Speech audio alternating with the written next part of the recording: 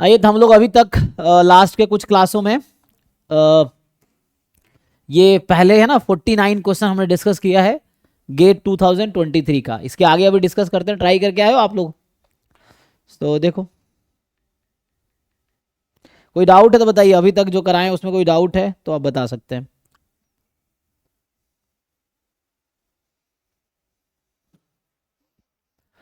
तो देखिए, है ना, 1 to 49 में अगर कोई डाउट है तो बता सकते हैं, तो देखते हैं आगे। तो for a given real number A plus का मतलब है maximum of A comma zero, A minus का मतलब है maximum of minus A comma zero.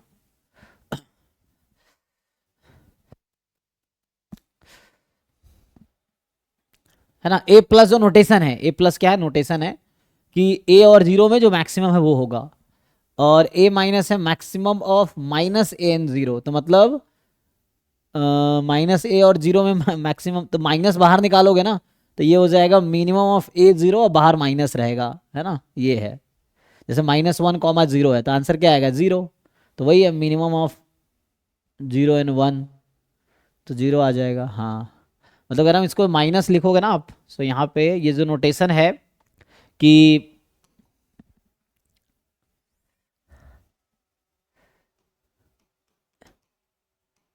Maximum of A comma zero, तो ये हो गया ए और जीरो, कब ए और कब जीरो, तो ए होगा जब ए पॉजिटिव है, जीरो कब होगा, जब a less than equal to zero, ये ना।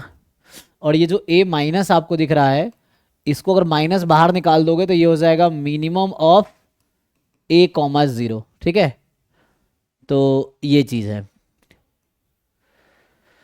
माइनस ऑफ, है ना, माइनस बाहर निकालेगा मैक्स मिन में कन्वर्ट हो जाता है, तो माइनस ऑफ मिन ऑफ ए कॉमा जीरो।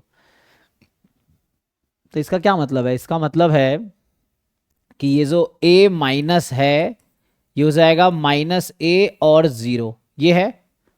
तो जीरो कब होगा, तो मिनिमम ऑफ ए जीरो में जीरो कब होगा, जब ए पॉजिटिव होगा, और ये कब होगा, जब a less than equal to zero होगा, है ना, देख लीजिए। तो अब पूछ क्या रहा है, ध्यान दीजिए। तो पूछ रहा है कि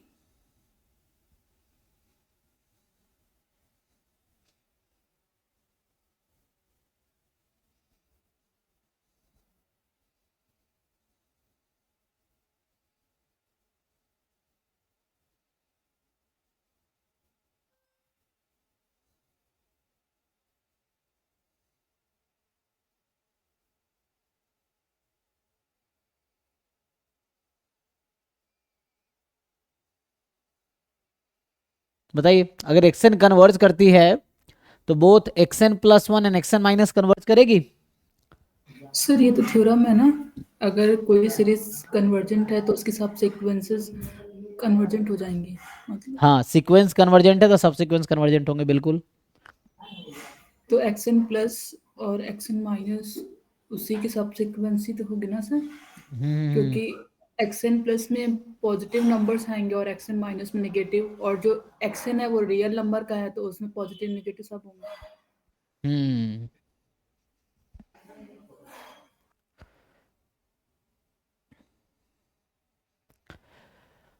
एक्सन क्या बोला हुआ है, एक्सन या sequence of real number, positive तो नहीं है, रियल नंबर है, which is the following statement. हाँ, तो अगर एक्सन कन्वर्जेंट है तो उसके सारे सबसीक्वेंस कन्वर्जेंट होंगे, बिल्कुल, और सेम लिमिट पे कन्वर्ज करेंगे,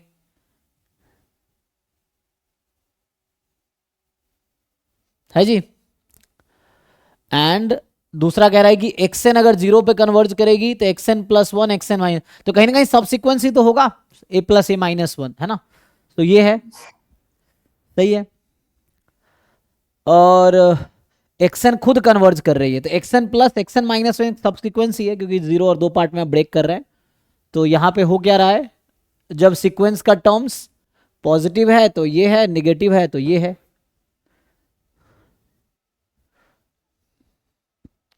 और कह रहा है कि अगर x प्लस एक्स माइनस दोनों कन्वर्ज कर रही है तो एक्सएन कन्वर्ज करेगी। इसका क्या मतलब, अच्छा एक्स ए की जगह आप एक्सएन लिख के देखिए, ए के प्लेस पे जहां जहां ए दिख रहा ना इसमें आपको, उसमें एक्सएन लिख के देखिए क्या होगा। एक्सएन प्लस का मतलब है कि एक्सएन जब एक्सएन पॉजिटिव है, और जीरो जब एक्सएन नेगेटिव है, यही ना, पॉजिटिव नेगेटिव।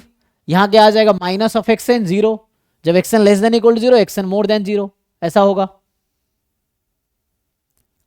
सो नाउ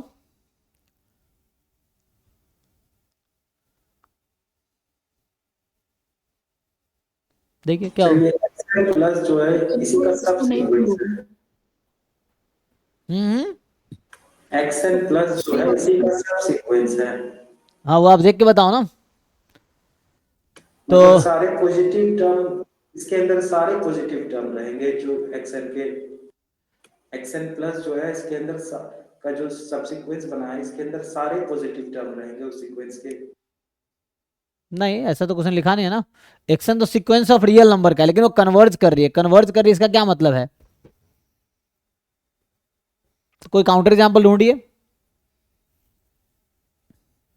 इसने क्या कहा है, यहां तो नेगेटिव ही तो हो सकता है ना, एन जब नेगेटिव है एक्सएन माइनस क्या होगा, माइनस एक्सएन जब एक्सएन नेगेटिव है, माइनस वाला जो है, और एक्सएन प्लस जो होगा एक्सएन होगा जब एक्सएन पॉजिटिव है, 0 बाकी इसके लिए है ना। तो प्लस में ये है कि एक्सएन जब पॉजिटिव है और बोल रहा है कि एक्सएन कन्वर्ज कर रही है, तो एक्सएन जब कन्वर्ज करेगी तो क्या होगा, एक्सएन प्लस, एक्सएन प्लस का मतलब है कि एक्सएन प्लस तो हमेशा पॉजिटिव होना है ना, ये जो ए प्लस है ये तो कभी नेगेटिव होगा नहीं, मतलब नॉन नेगेटिव होगा, है ना। और ये जो ए माइनस है ये क्या होगा, ऐसा होगा।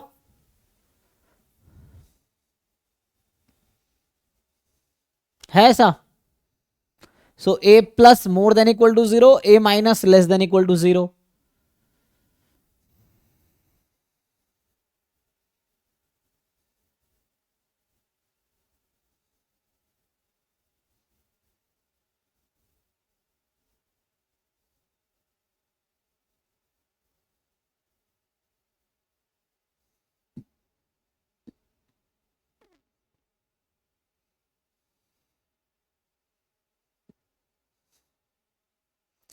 मतलब ये कहना चाह रहे हैं एक्सएन प्लस में क्या होगा, टर्म्स 0 कब हो जाएगी, जब जो टर्म्स नेगेटिव है उसके करस्पॉन्डिंग आपकी जो वैल्यूज है एक्सएन प्लस नया सीक्वेंस है तो उसकी वैल्यू क्या हो जाएगी, 0 आ जाएगी। जहां जहां एक्सएन पॉजिटिव है, नेगेटिव है ना, जहां जहां एक्सएन नेगेटिव है एक्सएन प्लस की वैल्यू 0 हो जाएगी, और जहां जहां एक्सएन पॉजिटिव है एक्सएन प्लस की वैल्यू एक्सएन हो जाएगी, ऐसा है।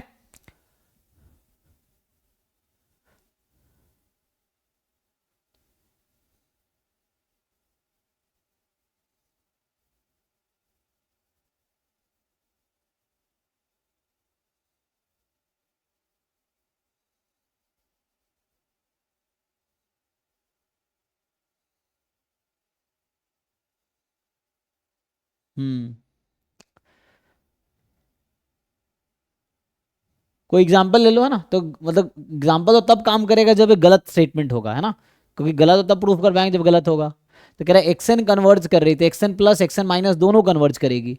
तो ये तो है कि जो एक्सएन की लिमिट आएगी, जो पॉजिटिव टर्म है वो वाली तो वहीं जाएगी, नेगेटिव टर्म वाली, लेकिन एक्सएन तो कन्वर्जेंट है ना, तो सारे टर्म तो इसके एक ही लिमिट पे कन्वर्ज करेंगे, यही मतलब है। जैसे एग्जांपल के लिए मैं अगर बात करूं, कोई कन्वर्जेंट सीक्वेंस लीजिए आप, तो कन्वर्जेंट सीक्वेंस की क्या प्रॉपर्टी होती है कि एक पॉइंट के बाद सारे टर्म किसी एक पर्टिकुलर नंबर के नेबरहुड में आ जाएगा। तो मान लीजिए अभी कहने का मतलब ये है कि एक्सएन अगर एल पे कन्वर्ज कर रही है मान लीजिए, तो क्या मतलब है, तो अगर पॉजिटिव टर्म का सीक्वेंस हुआ तो एक्सएन प्लस है ना वो एल पे ही जाएगा, और नेगेटिव टर्म का सीक्वेंस हुआ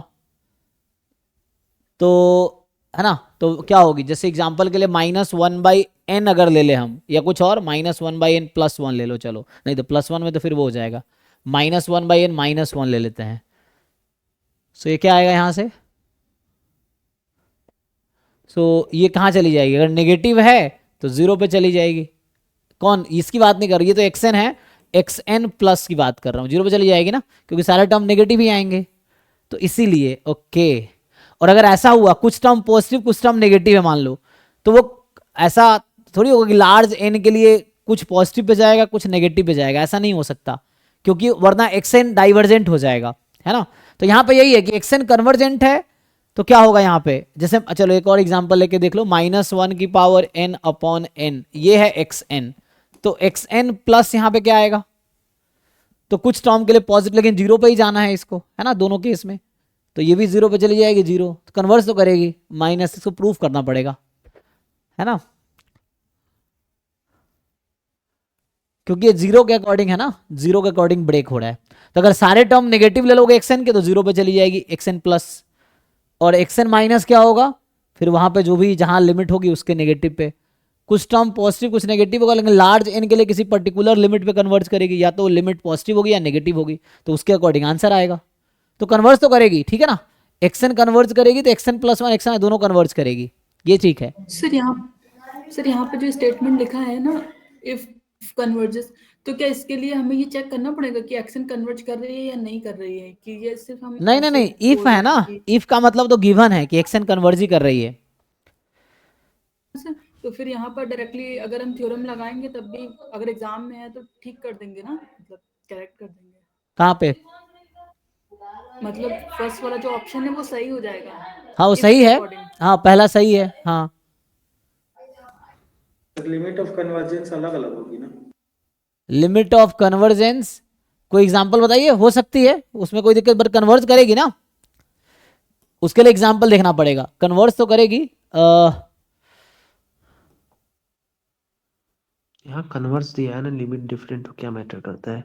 कन्वर्स तो करेगी ना, हाँ मतलब लिमिट को यहाँ पे जरूरत नहीं है, लिमिट सेम और डिफरेंट हो कि यहाँ पे जरूरत नहीं है, कन्वर्स तो करेगी, वो हो सकता है लिमिट डिफरेंट हो तो, लेकिन है ना कन्वर्ज करेगी, बिकॉज इसमें ना, क्योंकि वही होगा, तो पॉजिटिव टर्म का सीक्वेंस लेंगे या नेगेटिव टर्म के, या अल्टीमेटली वो पॉजिटिव हो जाएगी या नेगेटिव हो जाएगी, और अगर वैसा पॉजिटिव नेगेटिव दोनों हैं तो फिर क्या होगा, एक में जीरो एक में वो है, तो बाद में वो वैसा हो जाएगा, जीरो पे ही चला जाएगा फिर, ठीक है ना।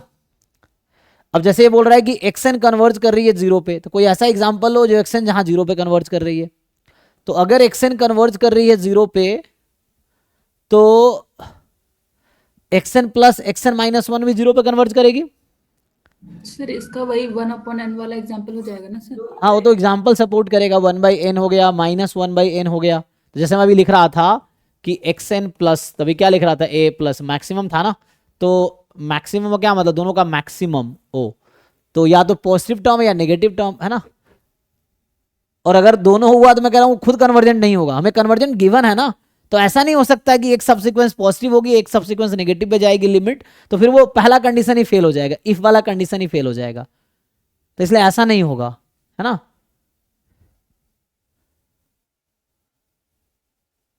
Sir, any sequence converts to any limit, then any subsequence of this sequence converts same limit. हाँ अगर सीक्वेंस एल पे जा रही तो सारी सब्सिक्वेंस एल पे ही जाएगी, लेकिन यहाँ पे कुछ टर्म्स ना, जैसे क्या हो रहा है, जैसे मैं आपको एग्जांपल देता हूँ, चलो अभी आप एक्सएन कंसीडर करो, -1/n -1, अब मैं आपसे पूछता हूँ एक्सएन प्लस, ये खुद कन्वर्ज कर रही है जीरो पे, ठीक नहीं, -1 पे, 0 -1 -1 पे ना, मैं ये पूछ रहा हूँ एक्सएन प्लस कहाँ कन्वर्ज करेगी, ये बताइए, एक्सएन प्लस का मतलब क्या है कि मैक्सिमम ऑफ xn कॉमा 0, ये xn प्लस है, xn माइनस क्या है, माइनस बाहर निकाल देते हैं, तो मिनिमम ऑफ xn कॉमा 0, अब ये xn है ना, तो xn प्लस और xn माइनस क्या होगा, तो ये कहां कन्वर्ज करेगी इस एग्जांपल में, और ये कहां कन्वर्ज करेगी,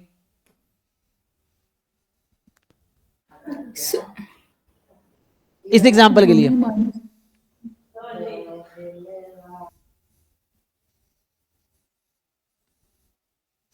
होगा क्या जब -1 पे क्योंकि हाँ सर, xn प्लस में क्या मैक्सिमम xn 0, तो ये तो नेगेटिव नंबर है हमेशा, तो n बहुत लार्ज होगा तो ये आंसर 0 पे जाएगा, है ना, और xn माइनस कहां पे जाएगी, xn माइनस का मतलब है minus of minimum of xn 0, तो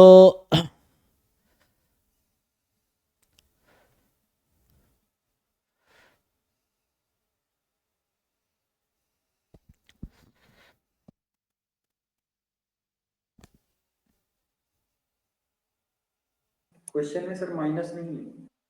नहीं ना, वो माइनस मैंने बनाया है भाई, ये लिखने का मतलब है माइनस ऑफ मिनिमम a0, समझो आप, ये मैक्सिमम ऑफ -a0 है, जब माइनस बाहर निकालते हैं तो वो मिनिमम बन जाता है मैक्स जो है। जैसे एग्जांपल के लिए मैं आपको बताऊं कि मैक्स ऑफ -2, -3 एग्जांपल के लिए, तो ये होगा minus of minimum of 2, 3। Check कर सकते हैं आप, इसका मिनिमम क्या है 2, तो इसका आंसर -2। अच्छा आपको दिख नहीं रहा होगा, तो इसका आंसर -2 आएगा टोटल मिला के, और इसका आंसर भी -2 ही आएगा, दोनों -2 आएगा, है ना। तो ये कहने का मतलब है। तो मैं वैसे माइनस को बाहर निकाल दिया जस्ट, तो minus of minimum of xn 0।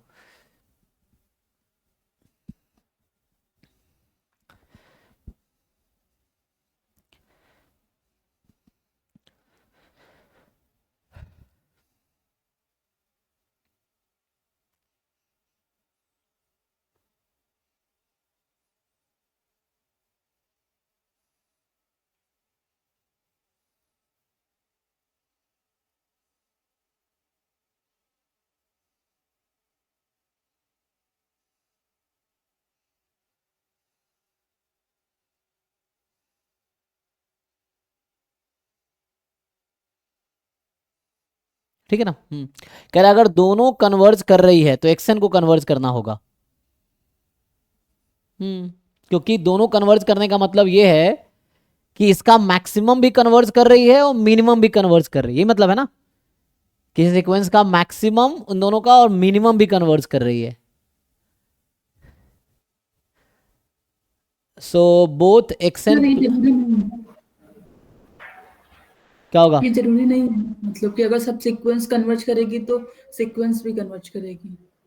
लेकिन यहां पे आपको देखना पड़ेगा। कोई एग्जांपल बताइए, काउंटर एग्जांपल, जहां पे ये दोनों कन्वर्ज करे लेकिन xn कन्वर्ज ना करे, ऐसा कोई एग्जांपल बताइए। जिसमें 0 1 0 1 होते हैं ना। चलो 0 0 ले लेते मान लीजिए, तो 0 1 0 1 के लिए आपको क्या लगता है xn प्लस, लेकिन हमें तो ठीक है 0 1 0 1 कर लेते हैं, 0 1 0 1 ऐसा। तो बताइए इस सीक्वेंस से करस्पॉन्डिंग ये xn है, तो इसके करस्पॉन्डिंग xn प्लस क्या होगा और xn माइनस क्या होगा।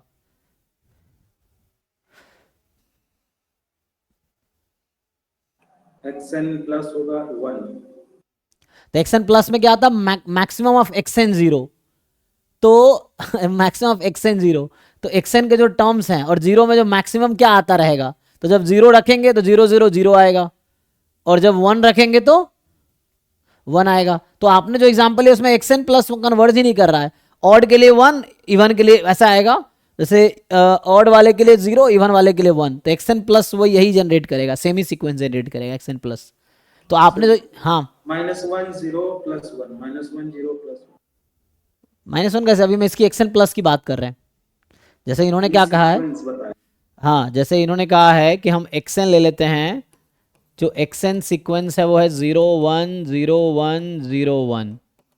तो यहां से हो क्या रहा है, मैं अगर xn प्लस सीक्वेंस लिखूंगा तो क्या कह रहा है xn प्लस, कि मैक्सिमम ऑफ xn और 0, तो पहला टर्म रखते हैं 0, तो 0 0 का मैक्सिमम 0, 1 0 का मैक्सिमम 1, 0 0 का मैक्सिमम 0, 1 0 का मैक्सिमम 1, तो ये सेम ही सीक्वेंस आ गया।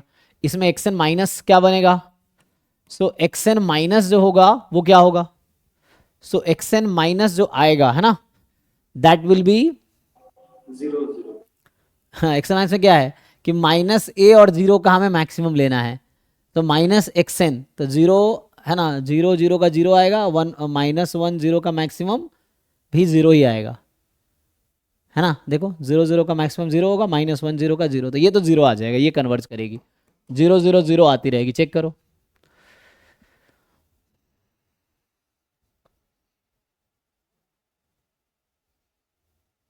ठीक है, ये कन्वर्ज करेगी, लेकिन ये एग्जांपल सुटेबल नहीं है, ये कह रहा है कि दोनों कन्वर्ज करने चाहिए, ये भी और ये भी कन्वर्ज करे तो एक्सन कन्वर्ज करेगा।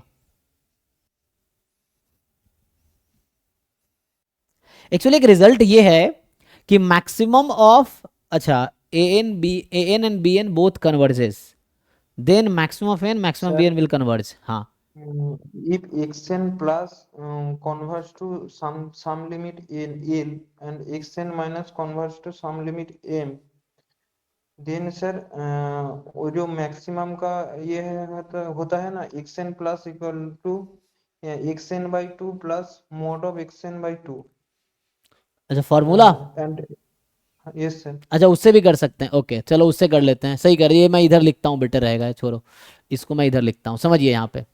जैसे अब मैं लिखता हूँ कि xn कोई भी रियल सीक्वेंस है, यही है।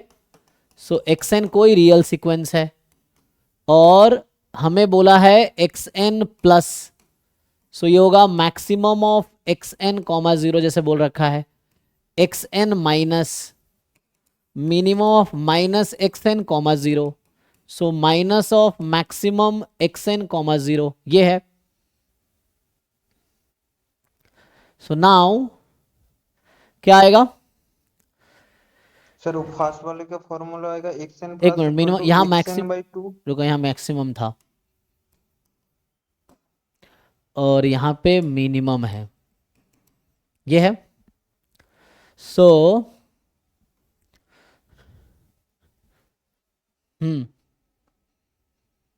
Sir xn by 2 plus mod of xn by 2 अच्छा फॉर्मूला। ये हाफ, हाँ ठीक है।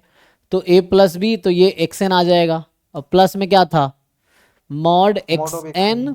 xn। यही है, ओके। और इसको खोलेंगे तो सेकंड क्या होगा, वन इसको भी ऐसे खोल सकते थे डायरेक्टली, या यहाँ से खोलना, यहाँ से खोल लो। सो -1/2 xn xn minus mod minus xn, mod of xn। हाँ ये भी सही है। तो यहाँ से आ जाएगा, ठीक है जी, देख लो। सर तो ये है आपके पास xn माइनस और ये है xn प्लस, ठीक है। अब समझो आप, अब आसान हो, सही कह रहे हो, अब इससे ना आसान होगा ऑप्शन एनालाइज करना। देख लो अब सारे ऑप्शंस को। तो अगर xn कन्वर्ज कर रही है तो xn की लिमिट l होगी, तो xn plus 1 l plus mod l by 2 हो जाएगा, ठीक है। अगर xn की लिमिट l है, जब xn कन्वर्जेंट है तो वैसा आ जाएगा। और जब xn कन्वर्जेंट है तो xn माइनस की लिमिट क्या होगी, half l minus mod l। तो ये तो कोई नंबर आएगा, फिक्स है। तो ये पहला स्टेटमेंट जो था आपका कि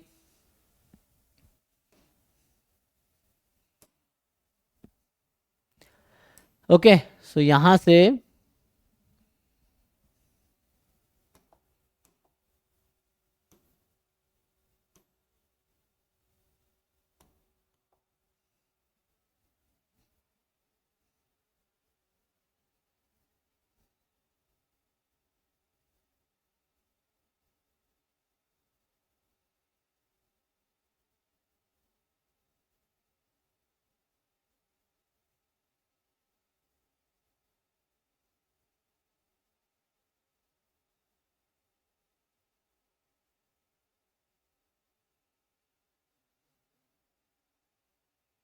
देख लो अब सारे ऑप्शन समझ आ रहे हैं। तो xn अगर कन्वर्ज करेगी, दोनों कन्वर्ज करेगी। xn कन्वर्ज कर रही है 0 पे, तो xn plus 1 0 plus mod 0 by 2, समझ आ रहा है, देखिए ऐसा आ जाएगा। दूसरा ऑप्शन पहला थोड़ा ट्रू दिख रहा है ना। पहले में l मान लीजिए लिमिट, उसके अकॉर्डिंग लिमिट आ जाएगी। दूसरे में 0 रख दीजिए, तो 0 प्लस 0 है ना, तो दोनों 0 पे ही जाएगा फिर तो।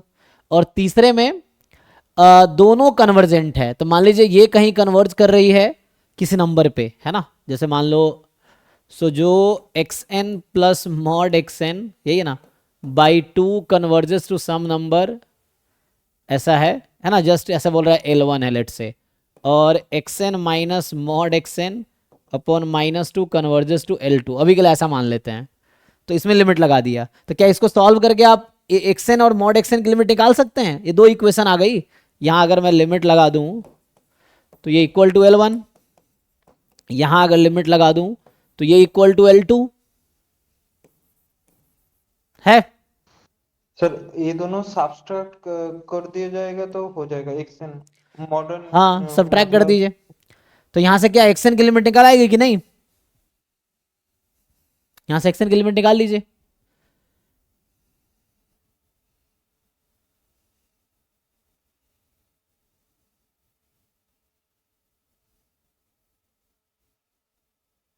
तो माइनस से होता है, माइनस, इस माइनस को यहाँ शिफ्ट कर सकते हो, ये माइनस ये प्लस हो जाएगा, इसको हटा दो, इसको प्लस कर दो। अब इन दोनों को ऐड कर दो, चलो तो क्या आ जाएगा, मॉड xn की लिमिट L1 प्लस L2, इस तरह से आ जाएगा। या सब्ट्रैक्ट कर दो, सब्ट्रैक्ट कर दो तो मॉड खत्म हो जाएगा, तो 2 टाइम xn आ जाएगा, तो xn की लिमिट आ जाएगी जी। इसको क्या करो, सब्ट्रैक्ट कर दो, पहले इक्वेशन दूसरे इक्वेशन को आप सब्ट्रैक्ट कर दो। Sir x1 then it can convert to this limit। L1 minus L2 आ जाएगी ना। L1 plus L2 x। हाँ तो सही है ये भी। अब अगला समझिए, डी ऑप्शन कह रहा है कि, तो पहला 3 तो ट्रू दिख रहा है, यहां से अब जस्ट सब्ट्रैक्ट करेंगे तो आपको दिख जाएगा कि क्या होना है। फिर उसके अकॉर्डिंग बाद में है ना ऐड करके 2 इक्वेशन बनेगा, L1 L2 में रिलेशन भी निकाल सकते हैं। कैसे? एक बार ऐड कीजिए तो L1 प्लस L2 में रिलेशन आएगी, सब्ट्रैक्ट कीजिए फिर दोनों को कंपेयर कर लीजिए तो उससे L1 L2 में भी रिलेशन आ जाएगा, क्या है, इक्वल है कि नहीं है। फिर यहाँ पे है एक्स एन स्क्वायर अगर कन्वर्ज करती है तो both x n plus one and x n minus one converge. अब एक्स एन को हटा के एक्स एन स्क्वायर कर दिया, तो एक्स एन कुछ ऐसा लीजिए जिसका एक्स एन स्क्वायर कन्वर्ज करे। एग्जाम्पल के लिए मैं अगर आपसे बात करूं, चलो मैं दूसरा एग्जाम्पल लेता हूं। सो अभी के लिए एक्स एन अगर हम -1 की पावर n ले ले तो एक्स एन स्क्वायर कितना होगा, 1। तो ये तो कन्वर्जेंट हो गई क्योंकि कांस्टेंट सीक्वेंस है, तो x n square constant sequence है। नाउ ठीक है, तो x n square is a convergent sequence.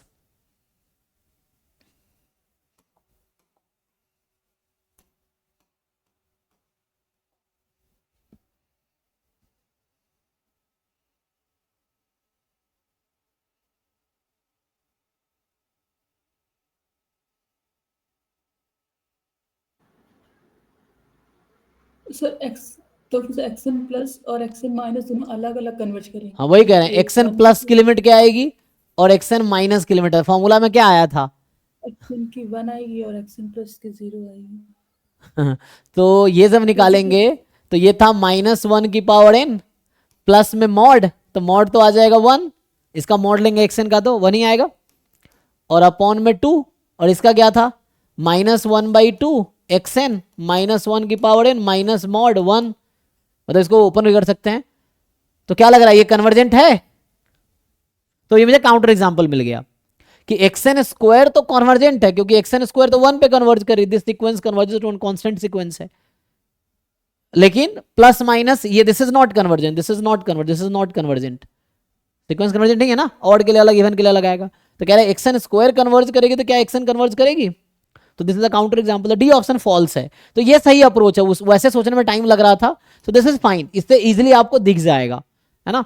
तो ये अप्रोच ठीक है, वैसे ना उसमें काफी टाइम लगेगा एनालाइज करने में, यहाँ से आपको इजीली दिख रहा है। हर ऑप्शन में आप अकॉर्डिंगली इफ वाला लिख लीजिए, देन देखिए क्या आता है, तो उससे आंसर मिल जाएगा। कुछ पूछना है किसी को, पूछिए। तो ए बी सी ट्रू है, डी फॉल्स है, डी फॉल्स है due to this counter example, है ना, इस काउंटर एग्जांपल से। चलिए नेक्स्ट क्वेश्चन पे आते हैं। सो ये जो 51 है, 51 51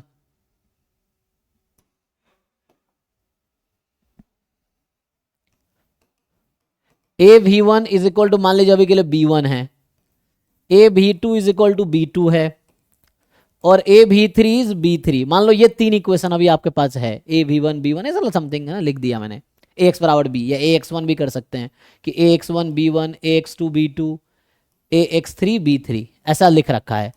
अब आपसे पूछ रहा है कि बताओ ए टाइम दिस इज व्हाट। तो कई सारे अप्रोच हैं, तो मान लो अभी के लिए ये x है ना, so this is A X is equal to B होगा क्या, ये पूछ रहा है आपसे। तो क्या करेंगे आप, ये जो x है इसको हमें पहले लिखना होगा c1 x1 plus c2 x2 plus c3 x3, इसमें लिखना होगा हमें, ठीक। x is c1 x1 plus c2 x2 plus c3 x3। अब दोनों तरफ a ऑपरेट कर दीजिए, सो ए एक्स ऐसा है ना, तो c1 ए एक्स वन, तो पहले आपको c1 c2 c3 निकालना पड़ेगा, मतलब इसको लिखो linear combination of x1 x2 x3 में, x1 x2 x3 में, और फिर आप a ऑपरेट कर देंगे तो नहीं आ जाएगा, देख लीजिए। तो यहाँ c1 ax1 c2 ax2 and c3 ax3 ऐसा आ जाएगा। सो ये है,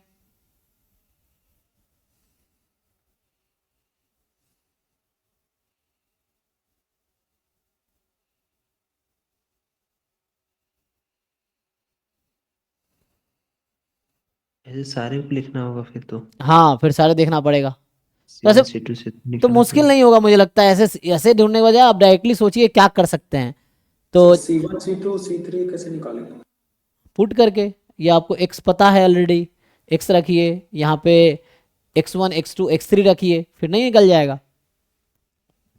जीरोज बहुत ज्यादा है ना, तो उससे इक्वेशन बहुत कॉम्प्लिकेटेड नहीं होंगी, इजिली आ जाएगा। जैसे पहला ऑप्शन में बात कर रहा हूं मैं, एक्स ये है आपके पास, एक्स रखिए यहाँ पे, और वैसे भी दिख रहा, अगर आप ध्यान से देखेंगे तो ये जो x3 में से अगर मैं x1 घटा दूंगा, नहीं तो यहाँ पे पहले तीनों को ऐड कर दो, बेटर रहेगा, दो दो है ना, ओके। तो आप ध्यान से देखो, x1 plus x2 plus x3 किसके इक्वल है, 2 2 2, ऐसा है जी। Yes sir. तो 2 बाहर कर लीजिए। तो अभी मैं ये कह रहा हूं कि जैसे आपको अब चाहिए x, ये वाला चीज, तो आप सोचो क्या करोगे आप। तो ये कब मिलेगा, जब इसमें से हम 2 टाइम x1 कर देंगे, घटा देंगे तो हो जाएगा। इसमें से 2 टाइम x1 घटा दीजिए। तो कहने का मतलब ये जो वेक्टर आपको दिख रहा है, ये जो वेक्टर है, this is nothing but x1 plus x2 plus x3 minus 2x1। ऐसे ही इसको भी ध्यान से देखिए, बीच में 1 चाहिए, तो यही सम में से आप बीच वाले को घटाइए 2 टाइम करके। तो मतलब ये जो आपको दिख रहा है, this is the x1 plus x2 plus x3 minus 2x2, ये बच जाएगा। देख लो भाई, बचेगा 2 बचेगा, घटाना हाफ करना पड़ेगा। हमें इसको लिखना था ना, तो minus 2 time this, 2 time, final half करना अच्छा पड़ेगा। 2 टाइम बचेगा ना, तो हाफ कर देंगे, कोई दिक्कत नहीं, इसको हाफ कर देंगे ऐसा होगा तो, सो हाफ कर देंगे बाद में ऐसा। सिमिलरली इसको भी लिख पाएंगे आप, तीनों का सम कर लेंगे तो ये 1 1 1 उसका हाफ हो जाएगा। इसको अगर मैं 2 से डिवाइड कर दूं, half x1 plus x2 plus x3, तो कैलकुलेशन बहुत ज्यादा नहीं है, आप ठीक से कैलकुलेशन करेंगे आपको इजीली दिख जाएगा कि 1 1 1 हो गया। देखिए ये जैसे half x1 plus x2 plus x3 1 1 1 हो गया, ऐसा है। सो तो उससे आ जाएगा, ट्राई करके देखिए, जैसे लिख दिया ना मैंने। अब इसमें जैसे मैं कर रहा हूं, अब डायरेक्टली ये लिखो, इसमें से अगर आप x1 घटाओगे तो ये मिलेगा, इसमें से आप x2 घटाओगे तो ये मिलेगा, वैसे ही अगला ऑप्शन भी होगा, वैसे ही आ जाएगा। तो सिंपली डायरेक्टली मिल जाएगा आपको, मैंने लिख के देखो, ट्राई करके देखो तो मिल जाएगा। तो इनडायरेक्टली कहने वाला इस वेक्टर को उसके लीनियर कॉम्बिनेशन में लिखना है, फिर ए ऑपरेट करना है, फिर वैल्यू आ जाएगी। जैसे यहाँ 1 2 3 है तो उसके अकॉर्डिंग यहाँ 1 1 1 तो वही आ गया था, ये 1 1 था, half x1 plus x2 plus x3, उससे आ जाएगा। तो 52 है ना, तो 52 जो कह रहा है आप सॉल्व करके आइए, कल भी डाउट क्लास होगी इसकी, आप सॉल्व करके, जो नहीं सॉल्व होगा वो प्रॉपर मैं लिख दूंगा डिटेल सॉल्यूशन उसका, एक एक स्टेप आंसर तक। तो यहाँ है x be a positive valued random variable with finite mean. तो x कोई positive valued continuous random variable जिसका मीन फाइनाइट है, ठीक है। सो x कोई positive valued continuous random variable है जिसका मीन फाइनाइट है। कोई ऐसा सजेस्ट कीजिए, एक्सपोनेंशियल वन, कौन सा, एक्सपोनेंशियल एक्सपोनेंशियल वन। अच्छा चलो एक्सपोनेंशियल वन ले लेते हैं एग्जांपल के लिए। तो y बराबर बॉक्स x है, the largest integer less than equal to x, then which of the following statement is are true. तो y जो है greatest integer function of x है, तो इसका डिस्ट्रीब्यूशन क्या आता है, ज्योमेट्रिक आ जाता है सर। तो ये ज्योमेट्रिक आएगा 1 माइनस ई की पावर माइनस 1, यही ना। सो ये आ जाएगा। तो क्या आएगा फिर तो एक एक ऑप्शन डिस्कार्ड कर लेंगे, जैसे मीन निकाल के, ये तो सीडी हाँ, तो उसमें है ना, अब पुट करके इन दोनों में से एक आउट हो जाएगा, इन दोनों में से एक आउट हो जाएगा, इज आर ट्रू है तो एक ट्रू हो जाएगा। प्रूव भी कर सकते हैं चाहे तो। मार्कोव इनइक्वालिटी लगा के, जो x होगा x greater then mod x होगा, sorry integral part of x अच्छा हाँ, वैसे भी सोच सकते हैं जी, y greatest integer function x का, x तो पॉजिटिव नंबर है बता रखा है, तो x पॉजिटिव है तो बॉक्स x की वैल्यू क्या होगी, x से, जैसे x मान ले 1.5 है तो 1 बॉक्स क्या आएगा इसका 1 आएगा, तो वैल्यू किसकी ज्यादा है, x है ना। अगर 1 है तो 1 ही रहेगा, ये चीज है। तो बॉक्स x तो 1 है, x 1.5 है यहाँ पे, है ना, यहाँ x 1.5 है, बॉक्स x 1 है, तो बॉक्स x 1 तो कम है x से, ये हो गया। तो y लेस देन x है इनडायरेक्टली, है ना, y लेस देन x होगा, दोनों तरफ लगा दीजिए। इक्वल टू भी लगेगा सर। हाँ इक्वल टू लगा लीजिए, कोई दिक्कत नहीं है। तो यहाँ पे क्या बोला है, इग्नोर किया हुआ है equal to- लेकिन कॉन्टिन्यूअस रैंडम वेरिएबल है ना तो कॉन्टिन्यूअस रैंडम वेरिएबल में क्या कर सकते हैं, इक्वल कितने पॉइंट्स पे इक्वल होगा दोनों, बॉक्स x और x कितने पॉइंट पे इक्वल होंगे, एक पॉइंट पे, एक ही पे क्यों होगा, इंटीग्रल पॉइंट पे। ऑल इंटीजर पॉइंट पे, है ना। और इंटीजर क्या होता है, काउंटेबल सेट है, so that can be ignored, क्योंकि काउंटेबल सेट पे कॉन्टिन्यूअस रैंडम वेरिएबल की प्रोबेबिलिटी 0 होती है, so that can be ignored, उससे कोई इफेक्ट नहीं पड़ेगा, ठीक है ना। सो ये है, सो वी कैन, इस इनइक्वालिटी में हम यहां बोलेंगे, हालांकि ये for all X belongs to positive real number है, बट आप इसको जैसे कॉन्टिन्यूअस केस में काउंटेबल नंबर ऑफ पॉइंट को इग्नोर किया जा सकता है, जैसे पीएमएफ में या उसमें कई बार जरूरत पड़ती है तो चलेगा। तो यहां से एक ऑप्शन करेक्ट, या आप ऐसा कोई एग्जांपल ढूंढो जहां इक्वल आ जाए, मतलब आप कोई ऐसा एग्जांपल ढूंढो जहां पे इसका और इसका एक्सपेक्टेशन इक्वल आ जाए। नहीं आएगा, क्योंकि इक्वल तभी हो सकता है जब इंटीजर नंबर ऑफ वैल्यूज होंगे, तो कॉन्टिन्यूअस में तो इक्वल नहीं आएगा। मैं और बॉक्स 6 है ना, ये लिखा हूं, ऐसा कोई रैंडम वेरिएबल, अच्छा इंटीजर वैल्यूड हो सकता है ना, तो इंटीजर वैल्यूड रैंडम वेरिएबल अगर हुआ तो डिस्क्रीट हो जाएगा, तो कॉन्टिन्यूअस तो होगा नहीं, यहाँ तो कॉन्टिन्यूअस लिख रखा है तो डिस्क्रीट हो जाएगा। तो कॉन्टिन्यूअस में ऐसा कोई नहीं मिलेगा जहां ऐसा हो रहा होगा, ग्रेटेस्ट इन फंक्शन के एक्सपेक्टेशन और EX का एक्सपेक्टेशन इक्वल हो जाए, वो डिस्क्रीट में ऐसा हो सकता है, ठीक है ना। तो इससे कोई दिक्कत नहीं, तो यहां से y लेस देन x, तो EY कॉन्टिन्यूअस में लेस देन EX होगा, कॉन्टिन्यूअस में, तो ये आ जाएगा, ठीक है। नाउ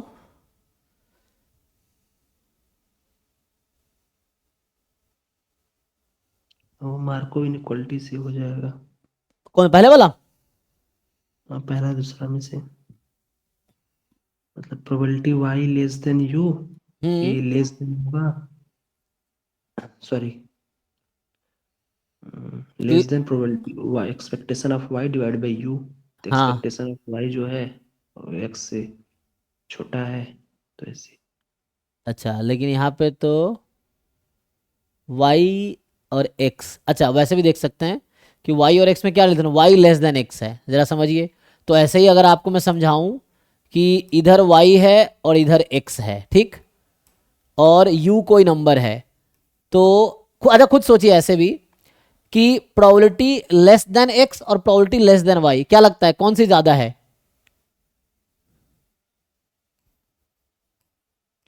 x वाला। मतलब यहाँ ये ना y तो non negative random variable x भी है, तो ये है, ये प्रोबेबिलिटी है y बिटवीन 0 टू u, और ये प्रोबेबिलिटी है x बिटवीन 0 टू u, यही ना। तो इन दोनों में कौन सा ज्यादा होगा ये देखना है आपको, एक्स वाला। है ना। तो यहां से जो आंसर होगा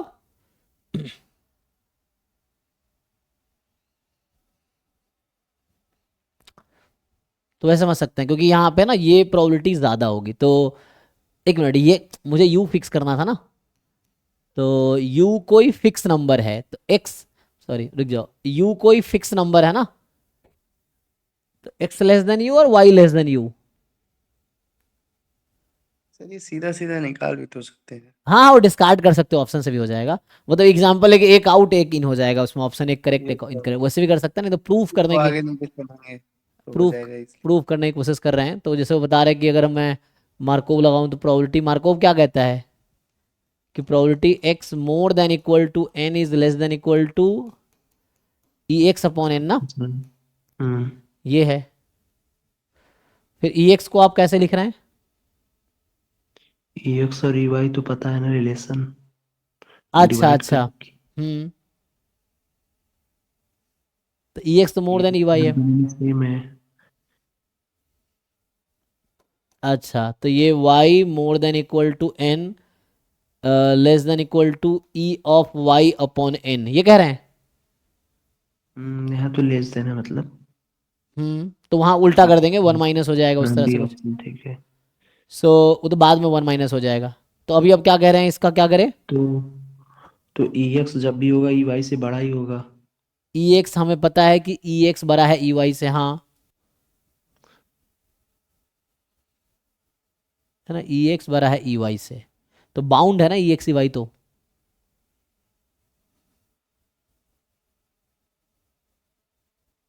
मतलब EX सपोज 1 है तो EY 0.99 समथिंग कुछ होगा। हम्म तो probability x greater than equal to n जो है 1 के 1 होगा, मतलब मैक्सिमम 1 हो सकता है, और ये 1 से छोटा ही होगा। जैसे बोलता है ना, मैं बोल रहा हूँ कि y जो है x लार्जर है, तो 0 से u,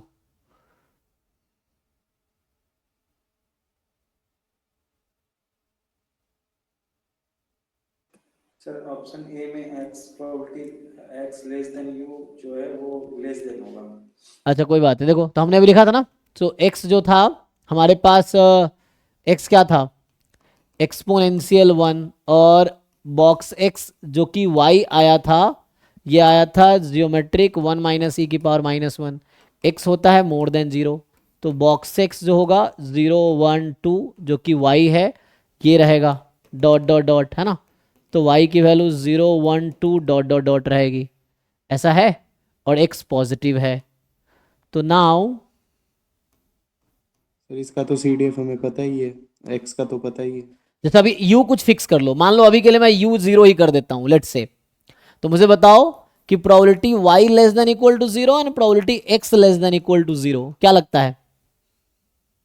तो सपोर्ट तो नेगेटिव हो नहीं सकता, तो यहां तो सपोर्ट पॉजिटिव है, तो ये तो x वाला 0 हो जाएगा एग्जैक्टली, और ये कितना होगा y इक्वल टू 0, और ज्योमेट्रिक में 0 है सपोर्ट स्टार्ट है, प्रोबेबिलिटी क्या होती है 0 पे, ये तो 0 वाली है ना, तो q की पावर x इंटू पी वाली है ना, यस सर। तो ये 1 माइनस ई की पावर -1 आएगी।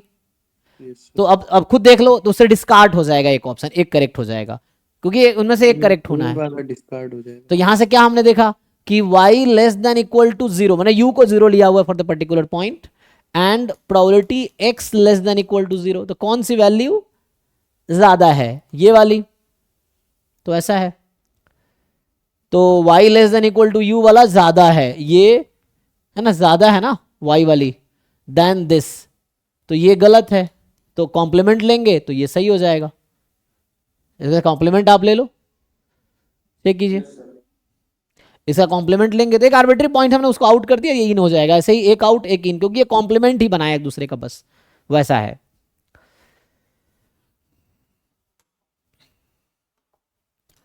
फिफ्टी थ्री सिंपल थ्योरम अभी जो यूज किया ना हमने, वही है कि यहाँ जो है x आपका एक्सपोनेंशियल 1 है, मैं तुझे लिख देता हूँ ना, ये जो PDF लिख रखा है, तो हमें x जो क्वेश्चन में दे रखा है वो है एक्सपोनेंशियल 1, ऐसा है, पेपर में सर दोनों बातें बता दी देखा जाए तो।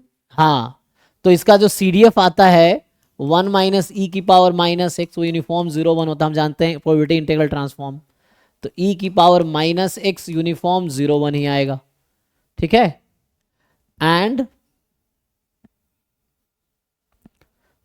वैसे ही है, फिर उसको ना वो कर लो, अगर 2 टाइम e की power -x uniform 0 2, 2 time e की पावर -x -1 करेंगे -1 से 1, इस तरह से है, देख लीजिए, और ये तो हम जानते हैं थ्योरम होता है कि एक ज्योमेट्रिक 1 माइनस ई की पावर -1, ये p है 1 माइनस ई की पावर -1, तो ये क्या है q जो लिखेंगे तो e की पावर -1, तो ये लिख दिया है इन्होंने p इंटू क्यू की पावर k PMF, ये भी सही है, तो ईजार है ना, तो देख लीजिए, तो ट्रू है डी वाला, जो पीछे थ्योरम लिख रहा था वही वही है, ये जो पीछे हमने यूज किया है रिजल्ट वही है।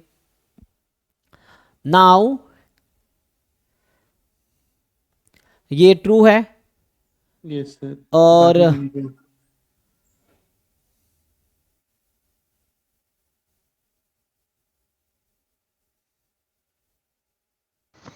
सर वो ट्रांसफॉर्मेशन वाला x follow exponential something p then greatest integer function of x ना एक्सपोनेंशियल लैम्बडा, हाँ, तो ये होगा जियोमेट्रिक 1 माइनस ई की power -lambda, thank you sir. ये थ्योरम हो गया, तो ठीक है जी, तो ये कर लेंगे, और ये तो -1 से तो नहीं होगा, है ना, ये जो है 1 माइनस करते हैं तो यही आता, तो ये गलत है, चेक कर लीजिए आंसर, है ना, तो इसका CD करेक्ट आ रहा है। सर वो उसका सीरियल फॉलो करेगा ना 1 माइनस ई की पावर -1 का जो बोले। जी, ना p x अगर एक्सपोनेंशियल लैम्बडा है तो ग्रेटेस्ट इंटीजर फंक्शन का जो डिस्ट्रीब्यूशन है ज्योमेट्रिक p, जहां p की वैल्यू आएगी 1 माइनस ई की पावर -लैम्बडा, ये प्रूव करेंगे, तो क्लास में प्रूव भी कराया, आप देखेंगे ना, तो इसका PMF निकालेंगे तो उससे आ जाता है, ये p है जो मतलब इसका PMF जो आएगा, मान लो ये y है आपके लिए, सो जो y का आपको PMF मिलेगा, सो ये होगा q इंटू पी, है ना, तो ये हो जाएगा q की पावर y है ना, और इंटू पी, y की वैल्यू 0 1 2 डॉट डॉट डॉट, और ये p है वहाँ पे जो कि वहाँ लिख रखा है इसने फोर्थ ऑप्शन में। ठीक है, तो ये प्रूव कर सकते हैं आप। ये भी इजी सा ही है, देख लीजिए। तो आपको एक पीएमएफ दे रखा है 0 पे प्रोबेबिलिटी, k पे, तो पूछ रहा है which of the following statement is are true.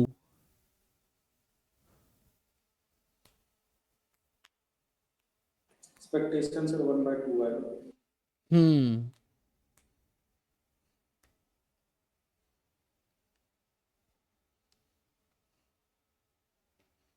कर लेंगे जी। सिंप्लीफाई करना है सिर्फ, 0 पे ये पीएम है, बाकी पॉइंट पे ये है, तो ए एक्स क्या है, summation x I P I उससे। सर और बचा ये, इसका फॉर्मूला अभी हमने बताया ही था आपको कि ये जो है, ये हमने अभी इसका फॉर्मूला बताया था ना, सीडी पार्ट का भी यूज भी किया था कुछ दिन पहले, कि इसका जो फॉर्मूला है कि समेशन अगर डिस्क्रीट है तो x into probability at x और ओवर दिस सेट, तो x मोर देन 0 है तो मतलब 1 से इन्फिनिटी हो जाएगी, और यहाँ प्रोबेबिलिटी x मोर देन 0, वो नीचे वही करना है तो उसका वैसे ही करना है नीचे वाले पार्ट में भी, तो सेम ही तो है, बस more than half less than half ये निकालना है और चेक करना है मोर देन हाफ या लेस देन हाफ। ठीक है, तो उससे हो जाएगा।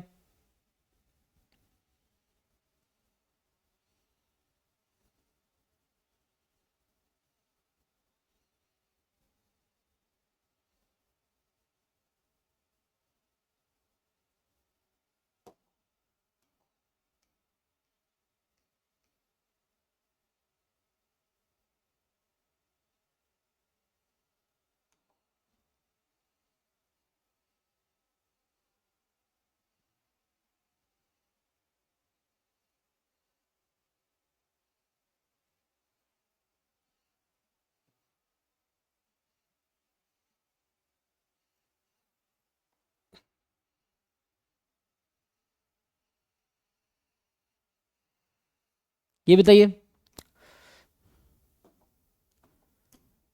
सपोज पहला वाला ट्रू है। U and B are two I I D है ना, आई आई डी है, ठीक है, यू भी आई आई डी है, इसका ये पीडीएफ है, ऐसा लिखा है कि यू भी are I I D, U भी जो है I I D with this PDF, तो ये पीडीएफ और गामा दिख रहा होगा कि गामा 2 कॉमा लैम्बडा। ठीक है जी, देख लीजिए, तो एक्स वाई यू भी जो है I I D gamma 2 lambda है, यू भी जो है, ठीक, गामा है ना जी। तो पूछ रहा है distribution u minus V, so u minus V symmetric होगा 0 के, सो मैं आपसे पूछूं कि u जो है पॉजिटिव है ना, v भी पॉजिटिव है, मैं आपसे पूछूं u माइनस वी का रेंज क्या होगा, सपोर्ट क्या होगा,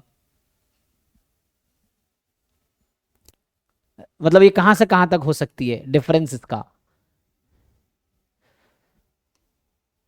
minus infinity symmetric, minus infinity से प्लस इन्फिनिटी, और सिमेट्रिक अबाउट 0 कह रहा है, तो अगर इसका मीन मीडियन दोनों 0 हो गया तो सिमेट्रिक हो जाएगा। अच्छा, ऐसे भी आपको बताऊं कि u भी अगर दो आईआईडी रैंडम वेरिएबल है ना, आईआईडी जैसे है, तो u minus V and v minus U हमेशा आइडेंटिकली डिस्ट्रीब्यूटेड होगा, है ना, ये थ्योरम है कि अगर आईआईडी है एक्स वाई तो X minus Y and Y minus, क्योंकि आईआईडी है ना, दोनों का डिस्ट्रीब्यूशन सेम है, तो इंटरचेंज भी करेंगे कोई फर्क नहीं पड़ेगा। सो और आप जानते होंगे और थ्योरम होता है कि any random variable is symmetric about k if and only if k minus X and x minus k are identically distributed, तो इसको हम ऐसा लिख सकते हैं कि u माइनस वी माइनस 0 और 0 माइनस यू माइनस वी, ऐसा, ठीक। सो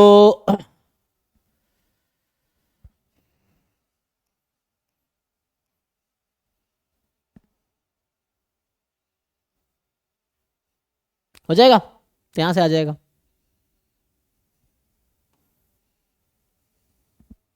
तो ये ओके है, पहला ऑप्शन स्टेटमेंट ट्रू है। The distribution of u into V does not depend on lambda, तो u तो डिपेंड कर रहा है लैम्बडा, v भी डिपेंड कर रहा है। सर वैसे भी देख सकते हैं ना। तो अगर मैं यहां से आपसे पूछूं कि ये जो देखो लैम्बडा x है, तो अगर मैं लैम्बडा x का डिस्ट्रीब्यूशन आपसे पूछूं तो क्या होगा, कोई बताइए, लैम्बडा u का, जैसे u का है मान लो, तो या x का है, x u भी को x y बोलते हैं, तो या लैम्बडा u कर देता हूं, क्या कोई बता पाएंगे लैम्बडा u का डिस्ट्रीब्यूशन क्या निकल के आएगा। u है, u ये है गामा 2 लैम्बडा, तो लैम्बडा u क्या होगा? 2 1 जी बिल्कुल, क्योंकि यहाँ y हो जाएगा e की पावर माइनस वाई बन जाएगा, और यहाँ है ना, तो x की पावर 2 माइनस और e की पावर माइनस वाई आ जाएगा, अकॉर्डिंगली चेंज हो जाएगा, तो 2 1 हो गया। तो लैम्बडा u जो है लैम्बडा से फ्री है, लैम्बडा v जो है वो लैम्बडा से फ्री है। तो आपको लगता है अगर इन दोनों को मल्टीप्लाई किया जाए तो फ्री होगा? अगर डिवीजन होता तो ट्रू हो जाता। देखो जैसे ये देखो, ये क्या कर रहा है, अगर मैं इसको डिवाइड कर दूं, लैम्बडा u का डिस्ट्रीब्यूशन लैम्बडा से फ्री है, लैम्बडा v का डिस्ट्रीब्यूशन लैम्बडा से फ्री है, तो अगर मैं डिवाइड कर दूं इस दोनों को तो ये, एक्सपेक्टेशन लेके देख सकते हैं क्या? हाँ उससे भी कर सकते हैं लेकिन वो लेंदी हो सकता है। तो मतलब इसका डिपेंड करेगा, अगर आप एक्सपेक्टेशन ऑफ u भी निकालेंगे तो लैम्बडा के टर्म में आएगी। अच्छा ऐसा भी सही करें आप, वो भी ठीक वो है। तो इंडिपेंडेंट है, expectation of you into expectation of v। हाँ एग्जैक्टली, तो ये आसान रहेगा ना।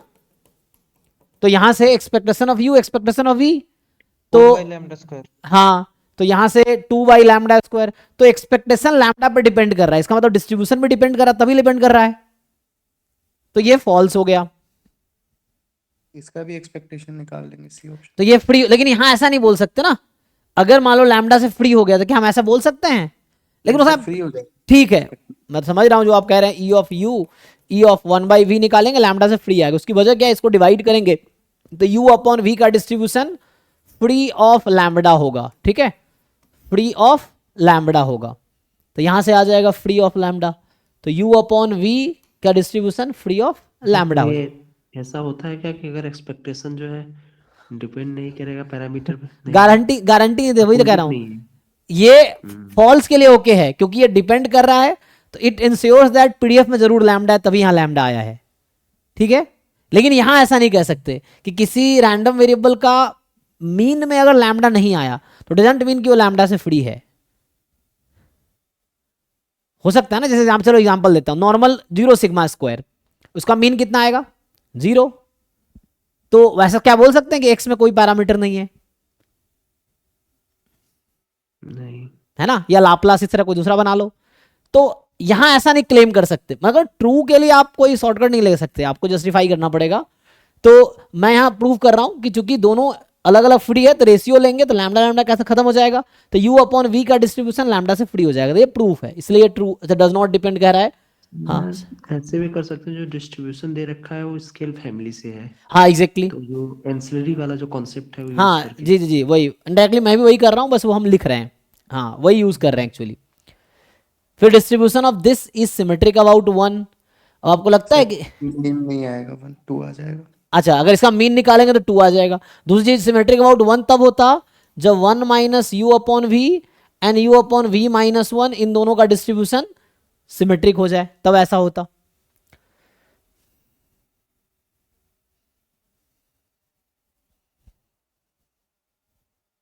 यहाँ पे क्या कैसे मीन के थ्रू जाएंगे कैसे? हाँ यहाँ पे मीन आप निकालेंगे क्योंकि अगर कोई डिस्ट्रीब्यूशन के अबाउट सिमेट्रिक है तो मीन और मीडियन के ही आएगा कॉन्टिन्यूअस में, तो यहाँ पर u अपॉन वी का अगर आप मीन निकालते हैं तो वो आपको एक्चुअली, जैसे यहाँ पे भी निकाल रहे थे ना, अच्छा यहाँ पे, तो ये एक्चुअली 2 आएगी शायद, है ना, 2 आती है, चेक कीजिए, तो इसका मतलब है कि 1 के अबाउट सिमेट्रिक तो हो ही नहीं सकता अगर मीन 2 है तो। इसके अलावा क्या हो पता सकता है? नहीं, कोई जरूरी नहीं कि सब 1 बाई वाले क्वेश्चन डिवाइड होता है, जैसे u अपॉन v जब निकाला था, जो सी ऑप्शन ट्रू है, एक बार पता नहीं। बताया तो, जैसे ये लैम्बडा टाइम u का डिस्ट्रीब्यूशन है गामा 2 1, इसमें कहीं लैम्बडा है नहीं सर, नहीं है। ऐसे ही लैम्बडा v का भी, क्योंकि आईआईडी है दोनों, तो लैम्बडा v का डिस्ट्रीब्यूशन गामा 2 1, यस सर, तो अगर मैं u अपॉन v को ऐसा लिख सकता हूँ lambda u upon lambda v, yes इसका डिस्ट्रीब्यूशन लैम्बडा से फ्री है, इसका डिस्ट्रीब्यूशन लैम्बडा से फ्री है, तो x का डिस्ट्रीब्यूशन में कोई लैम्बडा नहीं है, y के डिस्ट्रीब्यूशन में कोई लैम्बडा नहीं है, तो x अपॉन y का डिस्ट्रीब्यूशन हम जैकोबियन से निकाल रहे होंगे तो लैम्बडा कहाँ से आएगा, लैम्बडा तो है ही नहीं ना, तो ये है, तो ये लैम्बडा से फ्री रहेगा, इसका डिस्ट्रीब्यूशन लैम्बडा से फ्री रहेगा। एंड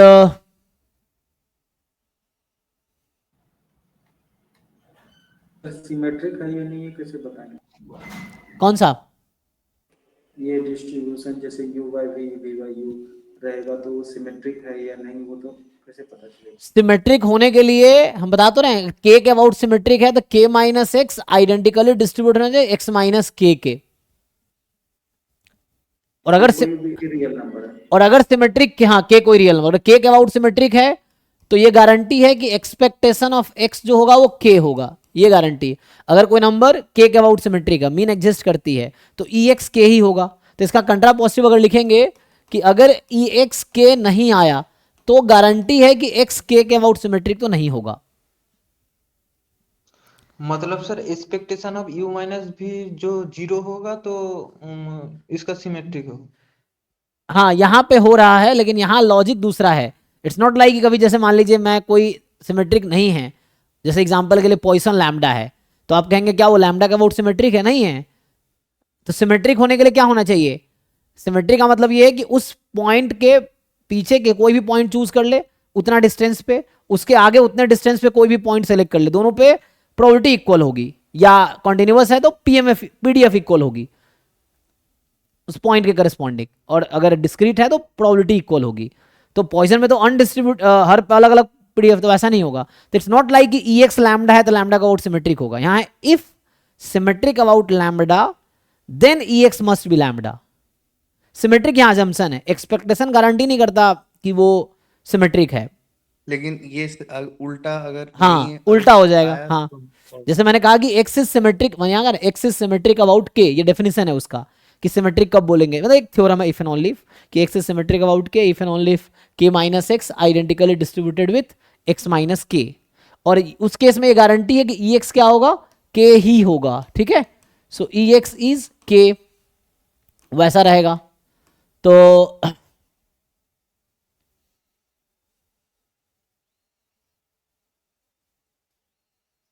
सर इसके थ्रू u बाई v को बता दीजिए तो कैसे सिमेट्रिक पता चलेगा?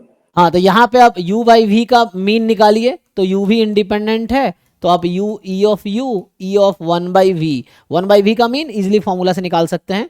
तो ये उन्होंने निकाला 2 आया, तो 1 तो नहीं आया ना, नहीं। तो 1 के अबाउट सिमेट्रिक नहीं है। सपोज 1 आ जाता फिर? हाँ तो गारंटी नहीं दे पाते हम कि सिमेट्रिक हो जाएगा, क्योंकि फॉल्स है इसलिए हमें गारंटी दे दिया कि नहीं आया तो पक्का सिमेट्रिक है नहीं। अगर 1 आ जाता फिर मुझे सोचना पड़ता कि 1 माइनस यू अपॉन वी क्या आइडेंटिकली डिस्ट्रीब्यूटेड होगा u अपॉन वी माइनस 1 के। तो ये इनडायरेक्टली क्या हो गया, एलसीएम ले लेंगे तो v minus U minus V upon V and u minus V upon. तो इसको जैकोबियन के थ्रू जो है कि इसका पीडीएफ फाइंड आउट करेंगे। लेकिन सर अगर पेपर में तो इतना टाइम ही नहीं होगा ना, सीधा मिल गया तो आगे बढ़ेंगे। हाँ हाँ वो तो ठीक है। क्या पूछ रहे हैं अवनी साहब? सर कह रहे हैं जैसे अब इसको शो करने के लिए तो फिर इसका जैकोबियन के थ्रू पीडीएफ निकालना पड़ेगा। उतना लंबा नहीं करना पड़ेगा, वही बोल रहा हूँ। अब यहाँ देखिए कि जैसे मैं कह रहा हूँ 1 minus U by V identically distributed है u बाई वी माइनस 1 के, तो v minus U upon V is u minus V upon V हो जाएगा, होगा ये आ जाएगा। अब देखिए ये आइडेंटिकली डिस्ट्रीब्यूटेड था, एक मिनट यहाँ उल्टा हो गया एक तो, हाँ ठीक है ठीक है। सो यहाँ से आइडेंटिकली डिस्ट्रीब्यूटेड है, तो क्या v minus you identically distributed है u माइनस वी के? नहीं। पहला स्टेटमेंट है, है क्योंकि u भी क्या है? उसमें ठीक है अबाउट 0। लेकिन यहाँ पे तो हमने क्या किया है 1 माइनस, नहीं तो सर मान लिया ना 1 के अबाउट। अच्छा मैंने मान लिया, ओ हाँ हमने यस अज्यूम सर, कर आप लिया, शुरू में ही मान लिए। शुरू में अज्यूम कर लिया, हमें तो चेक करना है एक्चुअली। Yes sir. तो अच्छा v तो पॉजिटिव ही है ना, अच्छा अच्छा। 2 के अबाउट लेके देखो नहीं आए। तो क्वेश्चन पूछा क्या है, ट्रू पूछा है ना? एक मिनट, तो इसमें कहने का मतलब है हमसे पूछा है कि यू भी 2 independent ID distributed random variable है ईच हैविंग पीडीएफ दिस। तो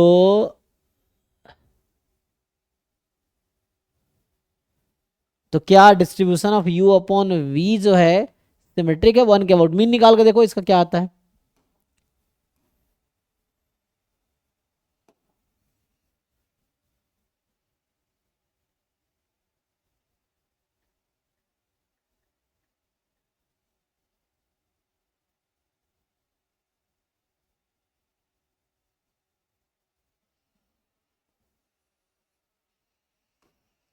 तो मीन तो वो नहीं आएगा ना, मैं ये कह रहा हूँ कि अगर ऐसा होगा, मतलब चलो इफ एंड ओनली इफ देखते हैं ना।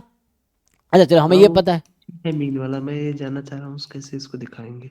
हाँ एक तो जैकोबियन वाला तरीका है कि आप जैकोबियन वाले तरीके से, एक तो ये पीडीएफ निकाल लीजिए इसका, यू अपन वी का पीडीएफ कैसे निकालेंगे। यहाँ पे सपोज सिमेट्रिक अबाउट 2 पूछा होता सपोज, हाँ तो हम कैसे इंश्योर करते इसको। हम्म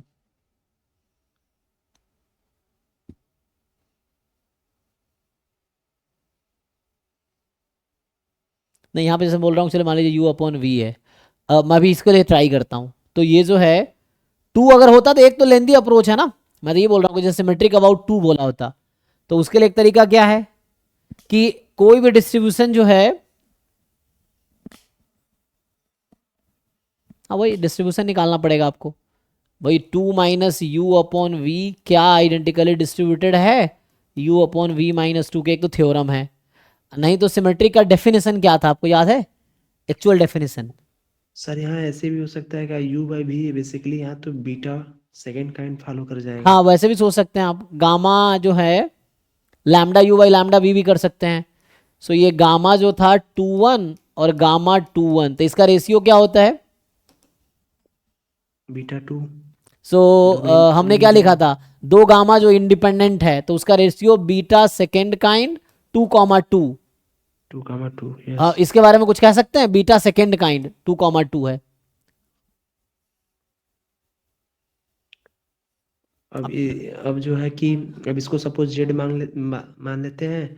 अब इसका पीडीएफ लिख देंगे 1 माइनस जेड और जेड माइनस 1 पुट करके देखेंगे बराबर आ रहा है कि नहीं आ रहा है। हाँ एग्जैक्टली वो भी सही है। Simple हुआ। जैसे अगर कॉन्टिन्यूअस है, मान लीजिए इसका नाम कुछ रख देते हैं, टी रख देते हैं, तो हमें ये चेक करना पड़ेगा कि एफ ऑफ, हाँ जैसे पीडीएफ एट क्या बोलते हैं हम लोग, K minus X equal to X minus K, Yes, यही ना। sir.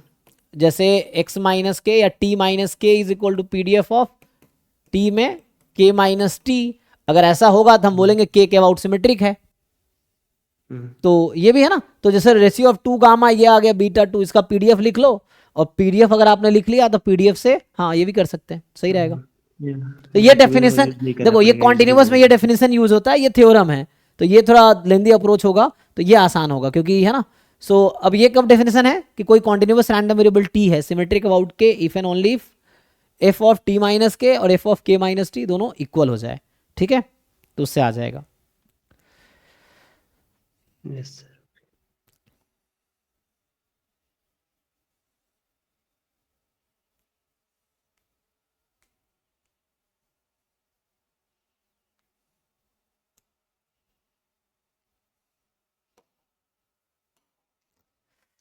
मतलब जो सिमेट्री दिखाना है अच्छा सपोज वो एक्स छोड़िए, माइनस बीटा 2 का मीन कितना आएगा, बीटा जो 2 है उसका मीन कितना आएगा,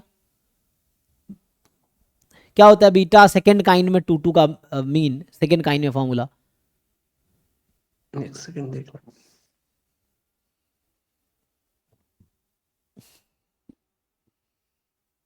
mn-1 क्या क्या सर, mn-1 होता है ना, beta mean 2 m। M alpha into, by alpha plus beta. ना वो तो फर्स्ट काइंड का होता है, alpha by alpha plus beta. Beta second kind का होता है, बीटा m कॉमा n में m डिवाइड बाय n-1। हाँ तो यहाँ यस एम सर, कितना आ जाएगा, तो आपका बीटा 2 है तो मीन कितना आ गया, 2 आ जाएगा। सो ठीक है, तो 2 आ गया ना, तो इसका मतलब 2 आ गया, तो सिमेट्रिक अगर होता तो भी 2 के अबाउट होता, अगर होता तो 1 के अबाउट होने का कोई चांस ही नहीं है। ये ऑप्शन अगर देखना है तो ज़्यादा दिमाग लगाने की जरूरत ही नहीं है, हमने गामा का रेशियो लिया, बीटा 2 आ गया, मीन आ गया 2, तो कोई डिस्ट्रीब्यूशन अगर मान लो होता 1 के अबाउट सिमेट्रिक तो यू अपॉन वी का मीन 1 होना चाहिए था, लेकिन ये तो 1 नहीं आता, ये ऑप्शन गलत हो गया। अच्छा अगर 2 लिखा होता तो क्या होता, तो फिर 2 लिखा होता तो मीन तो 2 आ रहा है, तो गारंटी नहीं दे सकते मीन 2 है तो सिमेट्रिक होगा ही 2 के अबाउट। तो उसके लिए आप डेफिनेशन है ना जो था हमारे पास, किसे कह रहे हैं कि एफ ऑफ टी वही 2 minus T is equal to F of T T minus 2, क्या ऐसा होगा, तो ये देखना होगा for all T belongs to यहाँ पे t डिवाइड बाय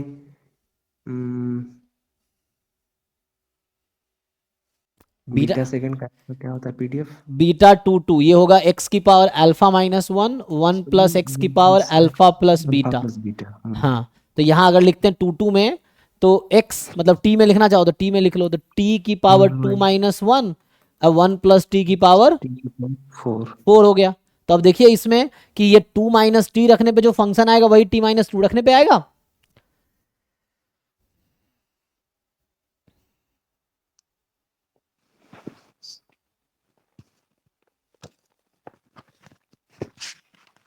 मुझे तो लग रहा है शायद ये सिमेट्रिक है ही नहीं। बीटा जो सेकंड काइन है वो सिमेट्रिक नहीं है शायद।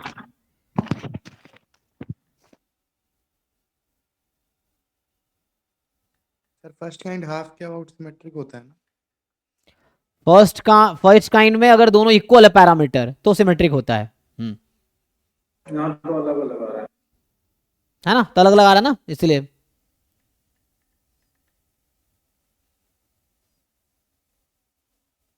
सर इतना करना ही क्यों है, मिल गया हाँ अगर इस क्वेश्चन में नहीं है, जानकारी के लिए इस क्वेश्चन में उतना नहीं करने की जरूरत थी। सो नहीं सर, कहाँ सेम आ रहा है? आ रहा है कि नहीं आ रहा, वही पूछ रहे हैं।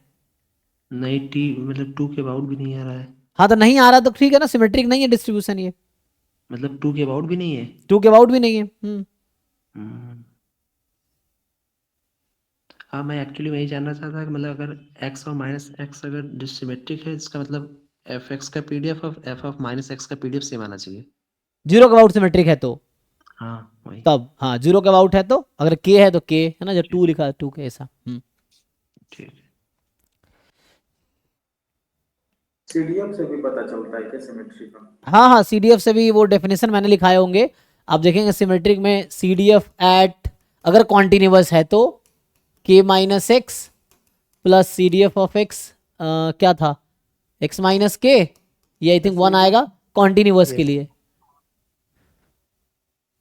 कॉन्टिन्यूअस के लिए, ये सिर्फ कॉन्टिन्यूअस के लिए। डिस्क्रीट में ये प्लस में आ जाता है, एक्स वाई आई थिंक आता है कितना, k नहीं कुछ और भी आता है, के जस्ट के, एक के प्लस एक्स कुछ ऐसा होता है शायद, के में भी देख लेना एक बार, श्योर मैं तो नहीं हूँ। हम ग्राफ बना के देख सकते हैं ना कि मान लीजिए c के अबाउट है तो x प्लस c के आगे का प्रोबेबिलिटी हाँ और x minus c, sorry c minus x के पीछे की प्रोबेबिलिटी सेम होना चाहिए, तो वहां से निकल जाएगा। सर सीडीएफ हाफ नहीं होता है क्या किसी केस में?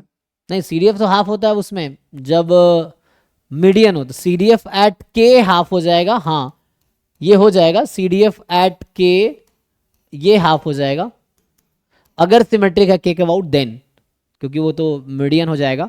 अगर कोई डिस्ट्रीब्यूशन के अबाउट सिमेट्रिक है पता है आपको, देन के हैज टू बी मीडियन, के है तो के इज अ मीडियन, और सी डी कंटिन्यूअस है तो सी डी एफ हाफ के इक्वल आएगी। तो बहुत सारे ऐसे प्रॉपर्टीज हैं, सब थ्योरम्स है जो हम लिख रहे हैं, सब थ्योरम्स हैं। देखिए इसमें क्या होगा, तो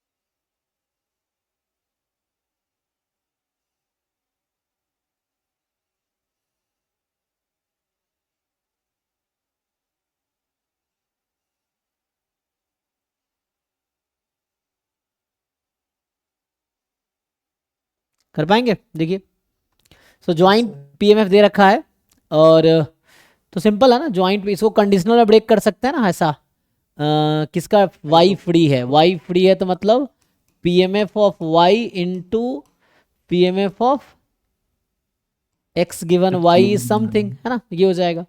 अब वाई में देख के ये समझ आ रहा है पॉइजन 2 फॉलो कर जाएगा है ना, वाई, हाँ क्योंकि ई की पावर माइनस टू की power y upon y factorial, तो y factorial x factorial y minus x factorial, ये आ जाएगा। So probability y is equal to y, अच्छा ये तो हो ही गया ना, तो इससे ये समझ आ गया कि वाई पॉइसन जो है, वाई इज पॉइसन लैम्बडा मतलब पॉइसन 2, और एक्स गिवन वाई जो है ये है बाइनोमियल वाई कॉमा, उस तरह से आ जाएगा, हाफ आ जाएगा ना, ठीक है। अच्छा वो बैलेंस वहां पे करना होगा ना, 1/2 की पावर y को, ये बैलेंस नहीं किया ना मैंने। यस ये हो गया क्योंकि इसको हमने मल्टीप्लाई किया तो बैलेंस करने के लिए, तो ये एक पीएमएफ है और ये दूसरा पीएमएफ है, इससे हो गया। तो X Poisson to X given Y binomial y comma 1/2 आ गया। ठीक है, सो ये आ जाएगा।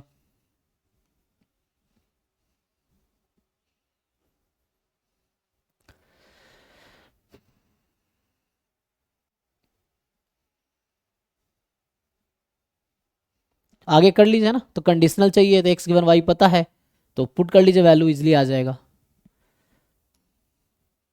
कर लेंगे सर ये तो। है ना। देखो करके, नहीं तो फिर पूछो, कल डाउट क्लास होगी इसी की।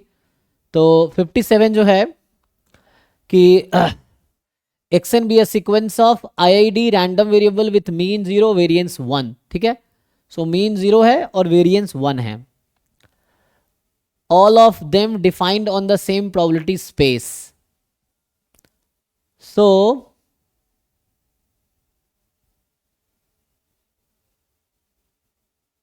एक्सपेक्टेशन वाई एन निकाल लेंगे और वेरिएंस वाई एन। एक्सपेक्टेंस निकाल लो, इधर सिंपल है ना। मान लो ये ऐसा है, ये अगर मैं ऐसा नाम दे दूं 1/n, इसका कुछ नया नाम रख देता हूं, चलो T1 T2 T3 एग्जांपल के लिए, T1 T3 up to Tn। n terms इधर टोटल किधर टर्म्स हैं, n टर्म्स हैं, तो ये हो गया T बार, ये समझ लीजिए। तो जो yn है वो T का एवरेज है, मतलब सैंपल मीन है T का, और T1 किसका नाम रखा है, x1 x2 का, एंड सो ऑन। अब आगे कीजिए, फिर ये 0 आ जाएगा। तो यहाँ पे आप है ना जैसे अप्लाई करेंगे yn, तो टी बार है, तो T bar minus T bar का मीन निकालेंगे 0 अपॉन वेरिएंस निकालिए टी बार का, क्या था, 1 बाय है ना, तो 1/√n, तो √n यहाँ पे है, so 1 this converges in distribution to normal 0 1 हो जाएगा, हो जाएगा, देख लीजिए। तो पहला स्टेटमेंट ट्रू है। वैसे ही yn converges in second mean to 0, तो इसका क्या मतलब है, तो मुझे ये प्रूव करना पड़ेगा limit n tends to infinity expectation of yn, है ना, -0 का स्क्वायर, दिस इज 0, ऐसा आएगा क्या, यस सर। ये आ जाएगा। सर एक बार इसका डी ऑप्शन भी बताना। ठीक है, ये भी ऐसे ही हो जाएगा कन्वर्जेंस। अगर yn कहाँ, yn तो टी बार है, तो convergence in probability to, weak law of large number करता है T bar convergence probability et 0, और प्लस 1/n करोगे तो 1/n खुद 0 पर जाती थी, तो सही है। इसका देख लो, ये निकालना पड़ेगा, अगर ऐसा आ जाएगा yn स्क्वायर, yn क्या है जो था टी बार स्क्वायर, फाइंड करके देखो क्या आता है, उससे पता चल जाएगा। xn converges almost surely to 0, तो ये कांस्टेंट है। सो xn क्या है यहाँ पे, sequence of IID random variables का मीन 0 है और वेरिएंस 1 है। सो कह रहा है xn कन्वर्ज करेगी ऑलमोस्ट श्योरली टू 0, तो इसका डेफिनेशन क्या है, ऐसा डेफिनेशन था, डी ऑप्शन दिख रहा है आप लोगों को।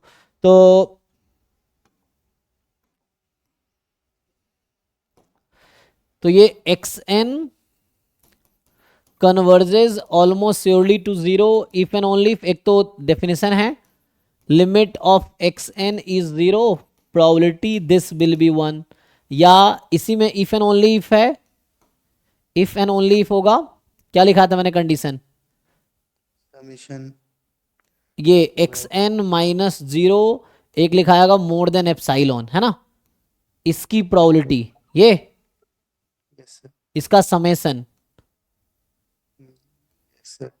n ये फ्रॉम, कन्वर्ट करना चाहिए। ये क्या होना चाहिए, सो मोर देन एप्सिलॉन ले लिया ना, तो मोर देन एप्सिलॉन है, तो इसका सम कितना आ जाएगा, क्योंकि लेस देन एप्सिलॉन पे 1 होना चाहिए ना, तो मोर देन 0, पूछनी है और 0 है तो एक मिनट रुक जाओ, 0 होगी तो कन्वर्ज करेगी, दिस कन्वर्जेस, हाँ बोलो, जैसे ये ऑलमोस्ट श्योरली है, हाँ तो सर एक बार प्रोबेबिलिटी को भी 0 पे इसको फिर फॉलो करना चाहिए एक्शन को। नहीं नहीं अगर नहीं, इसकी बात मान लें, मैं पूछ रहा हूँ सर, वैसे कौन से प्रोबेबिलिटी को, मान लो डी ऑप्शन में मान लो अगर एक्शन 0 पे कन्वर्ज कर रहा है ऑलमोस्ट, हाँ तो कायदे से फिर प्रोबेबिलिटी पे भी 0 पे कन्वर्ज करेगा ना टी में। नहीं, वैसे कोई डायरेक्ट रिजल्ट नहीं है, लेकिन ये है कि एक ऐसा सब्सिक्वेंस, यस सर। ओ हाँ सॉरी सॉरी सर, ये तो इसमें है ना, अब सही कह रहे हैं, एक्सन अगर कन्वर्ज करेगी ऑलमोस्ट श्योरली टू 0, तो स्ट्रॉन्गेस्ट कंडीशन है ना प्रोबेबिलिटी और डिस्ट्रीब्यूशन में, वो आप सही कह रहे हैं, उल्टा सही नहीं ना, convergence probability 0, so this will converge in distribution to 0, ये सीख है। तो अगर उल्टा नहीं है तो काम हो जाएगा, तो अब ये दिखा दो ये गलत है तो ये गलत हो जाएगा, समझ ना, if P then Q, if not Q then not P. तो अगर आप ये दिखा दो कि ये गलत है तो ये गलत हो जाएगा। प्रोबेबिलिटी पे नहीं कर रहा कन्वर्ट। नहीं, लेकिन वाई एन नहीं है, ध्यान रखो आप, एक्सएन है। तो एक्शन सर, एक्शन ही नहीं कर रहा है। क्योंकि मीन 0 है, वेरिएंस 1 है, इसका मतलब क्या है, ये बहुत स्प्रेड है ना, डेटा जो है 1 के वेरिएंस पे काम कर रहा है। वेरिएंस क्या होता है, जो मीन डेविएशन है ना, स्क्वायर ऑफ डेविएशन का सम होता है ना, एवरेज। सर ये प्रोबेबिलिटी में 0 पे जाएगा क्या एक्शन? उसके लिए क्या करना पड़ेगा तुम्हें, वो निकालना पड़ेगा। एक्सपेक्टेशन ऑफ एक्शन और वेरिएंस ऑफ एक्शन देखना पड़ेगा, या फिर एक तो उससे जा सकते हैं डेफिनेशन से प्रोबेबिलिटी। ऐसे ही देख लो, चलो इसको ऐसे ही देख लो, इसको खोलेंगे क्या होगा, mod X N more than epsilon, इसका क्या मतलब है, एप्सिलॉन से एप्सिलॉन हो जाएगा। नहीं नहीं नहीं, ये एक्सन मोर देन एप्सिलॉन और action less than minus epsilon. तो एप्सिलॉन माइनस एप्सिलॉन तो यहाँ है, ये बीच में 0 है, तो ये पूरी वैल्यू, ये पूरी वैल्यू, तो क्या लगता है आपको इतना अगर छोड़ देंगे तो प्रोबेबिलिटी कितनी आएगी, या कॉम्प्लीमेंट ले लो आप। अगर पूछूं कि mod x less than epsilon की प्रोबेबिलिटी कितनी आएगी, और ऑलरेडी एप्सिलॉन मोर देन 0, आपसे अगर पूछा जाए what is the probability of mod xn less than epsilon for all epsilon more than 0, तो 1 तो कभी नहीं तो आएगी। जब फॉर ऑल एप्सिलॉन कर देंगे तो लगभग ऑलमोस्ट 0 हो जाएगा एक्सएन, और एक्सएन ऑलमोस्ट 0 तो प्रोबेबिलिटी ये आएगी 0 की। लेकिन यहां से अगर, तो इसको कॉम्प्लीमेंट ले लो इसका जरा, तो अगर इसका कॉम्प्लीमेंट लोगे तो 1 minus mod xn less than epsilon, Yes, sir. तो 1 माइनस 0 सीरीज क्या, वो डाइवर्ज हो जाएगी। लेकिन सीरीज क्या करना चाहिए था, यहाँ पे कन्वर्ज करना चाहिए था, ये डाइवर्ज कर जाएगी, ये 0 है, तो इसीलिए probability mod X N more than epsilon 1 आ जाएगी ऑलमोस्ट, है ना, मतलब लिमिटिंग एटलीस्ट मैं n टेंस टू इन्फिनिटी लगा दूं तो ऐसा हो जाएगा। सर ये जो आपने नीचे वाला फॉर जो सम statement- एप्सिलॉन यहाँ लिखना, या ना 1 नहीं तो कम से कम ये 0 तो नहीं है, ये चीज है, 1 मत लिखो, एटलीस्ट 0 नहीं है, ये तो पक्का है कि 1 ना करता हूं, मतलब 0 है तो कॉम्प्लीमेंट लिया तो नॉट 0 कर देता हूं, ये है। हालांकि क्योंकि एप्सिलॉन इक्वल है तो मतलब ये नॉन 0, तो ये डाइवर्ज करेगी। हाँ, सर ये जो नीचे वाला स्टेटमेंट जो आपने अभी डिस्प्रूव किया है ऊपर, यही तो कन्वर्जेंस इन प्रोबेबिलिटी का भी स्टेटमेंट है। नहीं नहीं नहीं, इसमें सीरीज नहीं आता, उसमें उसमें जस्ट वो आता है ना, जब कन्वर्जेंस इन प्रोबेबिलिटी आप लिखते हैं, यहाँ सीरीज लगा हुआ है, ये सम सम, यहाँ सीरीज भी है, वहां तो इसमें कन्वर्जेंस इन प्रोबेबिलिटी का क्या डेफिनेशन है, हमें अगर ये दिखाना है एक्सन कन्वर्जेंस इन प्रोबेबिलिटी 0 तो क्या दिखाना पड़ेगा, तो इसमें बाहर लिमिट रहता है, limit n tends to infinity probability mod X N minus 0, अगर मोर देन एप्सिलॉन करोगे तो ये 1 आना चाहिए, लेकिन यहाँ पे वो अलग था, 0 आना चाहिए। मोर देन एप्सिलॉन, अच्छा लेस देन पे 1 ना, हाँ सॉरी, तो अगर लेस देन एप्सिलॉन करेंगे तो 0 for all epsilon more than 0, और यहाँ पे अलग है, यहाँ जो मैंने लिखा था X N converges almost surely to 0 if and only if series n from 1 to infinity probability mod X N minus 0, मतलब वही X N minus 0 mod X N more than epsilon, this is finite series होनी चाहिए, या दिस इज कन्वर्जेंट, है ना, तो series अगर converge कर रही है तब जाके ऑलमोस्ट श्योरली कन्वर्ज करेगी, तो दिस सीरीज इज कन्वर्जेंट, तो यहाँ सीरीज है, यहाँ पे जस्ट एक प्रोबेबिलिटी की लिमिट निकाल रहे हैं हम लोग।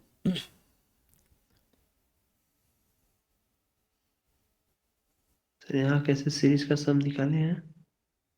वो देखिए थ्योरम, आप उसमें जाके बोरेल कैंटिल लेमा से आता है। नहीं सर, वो ठीक है, ये हाँ। जो कैसे प्रोबेबिलिटी फाइंड हाँ, मैं ये कह रहा हूँ कि जैसे फॉर ऑल एप्सिलॉन, जैसे मैं पूछूं आपसे कि mod X N less than epsilon for all epsilon more than 0, तो यहां से आ गया मॉड एक्स एन क्या होगा, माइनस एप्सिलॉन से एप्सिलॉन, ये कितना आएगा, सर ये 1 तो नहीं आएगा। ये कॉन्टिन्यूअस रैंडम वेरिएबल है ना, X N IID random variable है, मीन 0 है और वेरिएंस 1 है ना, एक्सन की बात कर रहा, मीन 0 वेरिएंस 1 है, तो for all epsilon more than 0, इसका क्या मतलब है, एप्सिलॉन बहुत स्मॉल होगा तब भी ये ट्रू होना चाहिए, PDF ऑफ एप्सिलॉन -1। तो ये कह रहा हूं ऑलमोस्ट ये 0 होगा, मैं ये कहना चाह रहा हूं कि n टेंस टू इन्फिनिटी है ना, फॉर ऑल ये मतलब 1 तो नहीं आएगा, 1 आएगा क्या, क्वेश्चन ये है, नहीं आएगा सर। तो मतलब ये probability this will be not equal to 1, ये 1 कब हो सकता है सोचिए, क्योंकि सपोर्ट अगर पूरा रियल नंबर हो जाए तभी तो होगा, इन्फिनिटी से इन्फिनिटी माइनस। हाँ तभी श्योरिटी दे सकते हैं आप, तो 1 तो नहीं आएगा। यहाँ पे जो एक्शन के बारे में, बस एक्शन जो रैंडम वेरिएबल है, केवल उसका मीन एंड वेरिएंस बस बताया हुआ है ना। हाँ, मीन 0 है वेरिएंस 1, आपको क्या लगता है ऐसे रैंडम वेरिएबल्स का मीन 0 और वेरिएंस 1 है, इससे क्या समझ रहे, डेटा क्या होगा, वेरिएंस क्या बताता है, कि वेरिएबिलिटी क्या है डेटा में ना। नॉर्मल है, नॉर्मल 0 1। हाँ चलिए नॉर्मल 0 1 ले लेते हैं एग्जांपल के लिए, जस्ट फॉर जस्टिफाई। तो ये प्रोबेबिलिटी क्या आएगी नॉर्मल 0 1 में, बताइए। टू यहाँ टाइम्स नहीं हो सकता है ना, एप्सिलॉन ग्रेटर देन 0 है ना। हाँ एप्सिलॉन आर्बिट्री है, for any epsilon more than 0। तो एप्सिलॉन कुछ भी हो, तब हर सबके लिए। तो सपोज अगर आप साइलेंट इनफाइनाइट ले लेंगे तब तो 1 हो जाएगा ना। तो फॉर ऑल ना आप पर्टिकुलर सपोज क्यों कर सकते हैं, अच्छा वो sorry, for all not for particular epsilon, for any epsilon. तो वैसे भी छोटा ही लेते हैं तो ना। आर्बिट्री, जब फॉर ऑल वाला केस होता है जनरली आपको आर्बिट्री स्मॉल कंसीडर करना होता है, वो चीज है। सो आर्बिट्री हाँ स्मॉल तो लगभग ये 0 के xn बराबर 0 जैसा है लगभग, क्योंकि एप्सिलॉन बहुत स्मॉल होगा होल्ड नहीं करेगा। तब भी होल्ड करना चाहिए, ये चीज है। तो कहने मतलब ये 1 नहीं होगा फॉर ऑल एप्सिलॉन। एप्सिलॉन कुछ भी लो तो 1 तो नहीं देगा हमेशा ये, क्योंकि 1 तभी देगा जब एप्सिलॉन इन्फिनिटी होगी, लेकिन वो तो एक केस हो गया। फॉर एनी एप्सिलॉन तो 1 तो नहीं आएगा, ये चीज है। तो 1 नहीं आएगा मतलब ये लेस देन 1 होगा, ठीक। तो इसका मतलब है कि ये प्रोबेबिलिटी लेस देन 1 है। तो सीरीज कन्वर्जेंट हो जाएगी। नहीं तो हम सीरीज इसका नहीं ले रहे, इसके कॉम्प्लीमेंट का ले रहे हैं। अच्छा सॉरी, हाँ अच्छा, सीरीज हमेशा जो है ग्रेटर देन होगा। तो उसमें पोस्ट कहने का मतलब ये है कि मैं ये कह रहा हूं mod X n more than epsilon, ये जो होगा ये 1 माइनस दिस है ना। Yes sir, yes sir. तो ये कोई 1 से छोटा नंबर 0.9 मान लीजिए अभी के लिए समझने के लिए। तो ये है 1 माइनस 0.9, 0.1, और 0.1 का जो सीरीज लेंगे वो तो डाइवर्स कर जाएगी। तो ये एक पॉजिटिव नंबर है, ये जो है ना ये कोई पॉजिटिव नंबर आएगी, क्योंकि लेस देन एप्सिलॉन है। कॉम्प्लीमेंट लेंगे तो मतलब 1 तो नहीं है ना, तो 1 नहीं है तो इसका कॉम्प्लीमेंट क्या होगा, मोर देन 0 होगा। मैं ये कहना चाह रहा हूं कि probability mod X N more than epsilon, ये मोर देन 0 होगा फॉर, प्रोबेबिलिटी जीरो, हाँ प्रोबेबिलिटी नॉन जीरो है, कुछ ना कुछ है। क्योंकि माइनस एप्सिलॉन से इन्फिनिटी और माइनस वाला से माइनस इन्फिनिटी, तो अनकाउंटेबल सेट टाइप का है ये, मतलब वो ऐसे इन्फिनिटी तक जारी कहना मतलब। तो वहां पे क्योंकि एप्सिलॉन कितना भी स्मॉल ले लो आप और कितना भी लार्ज ले लो, तब भी वो इन्फिनिटी को टच तो कर नहीं पाएगा। So for any epsilon this probability is positive, और ये पॉजिटिव है तो इसकी सीरीज डाइवर्ट कर जाएगी। Yes sir. सर यहाँ इस केस में सपोज यहाँ एक्शन पूछा रहा था कन्वर्जेंस इन प्रोबेबिलिटी। हाँ तो देखिए ये प्रोबेबिलिटी निकालिए, ये क्या आएगा, जैसे आप कहें 0 आना चाहिए, अभी हमने क्या लिखा है 0 आएगी ये। नहीं आएगी सर 0। जैसे हमने अभी इसी को तो क्लेम किया है कि ये क्या है, पॉजिटिव है, यही क्लेम किया ना पॉजिटिव है। तो फॉर एनी इसका लिमिट एप्सिलॉन, लेते हैं ना, हाँ इसका लिमिट लेते हैं ना फिर। हाँ मतलब वही तो लिमिट लेंगे तो क्या इफेक्ट पड़ेगा, बस एक एन xn में x1 x2 x3 xn और सब IID है, उससे कोई फर्क नहीं पड़ेगा। जैसा x1 का बिहेवियर वैसे ही xn का बिहेवियर है, सेम ही है। अगर आप n टेंस इन्फिनिटी xn लिखते हैं तो एप्सिलॉन पे कोई फर्क पड़ नहीं रहा है n से, n टेंस इन्फिनिटी से कहां फर्क पड़ेगा, xn में ना।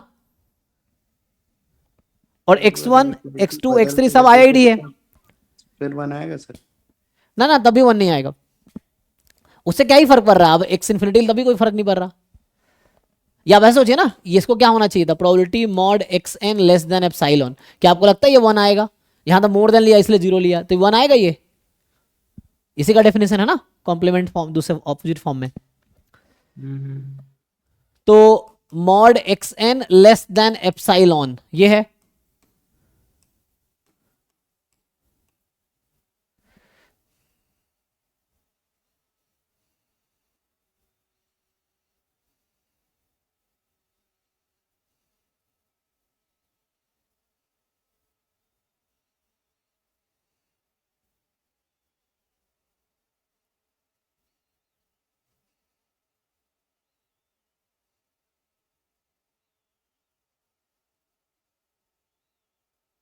अगले क्वेश्चन पे आते हैं, ठीक है। तो डी फॉल्स है, ए तो ट्रू है, सी ट्रू है ऐसी दिख रहा है, बी चेक करना पड़ेगा, वो ई है ना, ई ऑफ वाई स्क्वायर वो निकाल के जो डेफिनेशन लगा के। देखिए इसमें क्या है, वाई टी है regression model alpha not alpha 1 T alpha 2 T square and so on. These are unknown parameter epsilon I independent and identical distributed random variable each having normal mu1 distribution with mu this।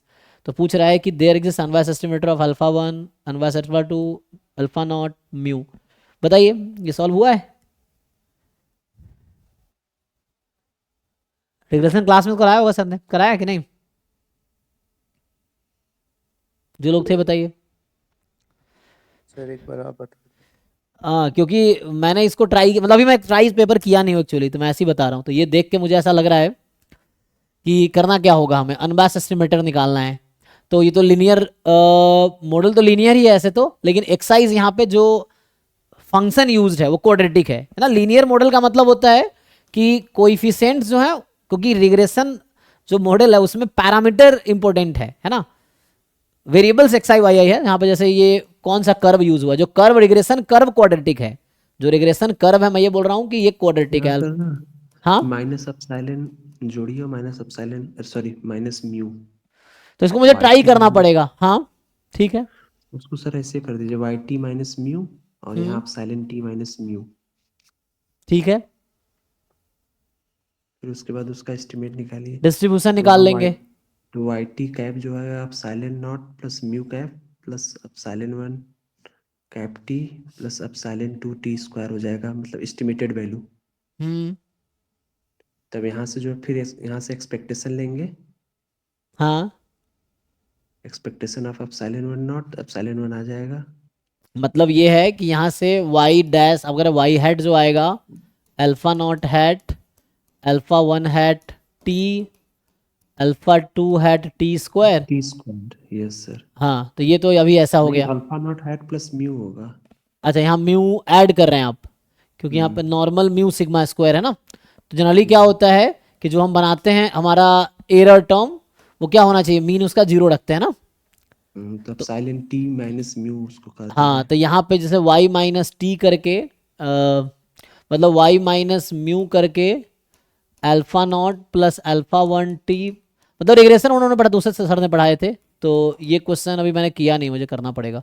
So y minus mu this is this, so alpha nought plus alpha 1 T plus alpha 2 T square plus epsilon T minus mu, ये है। ठीक है, तो इसका जो mean अब है, इसका एस्टिमेटेड ले लेंगे, एस्टिमेटेड लेंगे तो YT cap equals to alpha nought plus mu का कैप प्लस अब साइलेंट 1 अरे सॉरी अल्फा 1 ये कैप कह रहे हैं T आप plus Y hat minus mu hat mu alpha. Hat नहीं होगा, म्यू हैट तो म्यू तो कोई एक कांस्टेंट वैल्यू है ना। कांस्टेंट पैरामीटर है, पूछा तो है। हाँ सॉरी, हाँ पैरामीटर है। तो अनबायस्ड एस्टिमेटर ऑफ म्यू, तो म्यू पैरामीटर है। तो यहाँ से जब आप एस्टिमेट करेंगे, ठीक है, यहाँ पे जैसा ना, मतलब कुछ ऐसा हम कर सकते हैं, कुछ नया एरर टर्म ऐड कर दे उस तरह से ना। तो म्यू पैरामीटर है, मैं समझ रहा हूँ जो कह रहे हैं आप। तो म्यू तो ऐसे पैरामीटर है, तो म्यू एस्टिमेट तो रिग्रेशन मॉडल होगा ना। तो यहाँ आप ये कह रहे हैं कि यहाँ माइनस म्यू कर दूँ मैं, और अल्फा नॉट हैट प्लस 1, मतलब रिग्रेशन मॉडल में जो पैरामीटर्स हैं वो एस्टिमेट होंगे। तो अल्फा नॉट अल्फा 1 अल्फा 2 इस तरह से, ऐसा कह रहे हैं आप। देखिए अल्फा 2 है टी स्क्वायर, यहाँ माइनस म्यू लिखूं, मतलब पहले मैंने ये लिखा, बाद में म्यू घटा दिया ना, क्योंकि एरर टर्म जो था ई टी माइनस म्यू यहाँ पे ना, तो एरर तो गायब हो जाएगा। तो ये जीरो हो जाएगा इधर, ये वाला चीज जीरो हो जाएगा, तो इधर म्यू रहेगा बस। और ये तो एरर टर्म हटा देते हैं।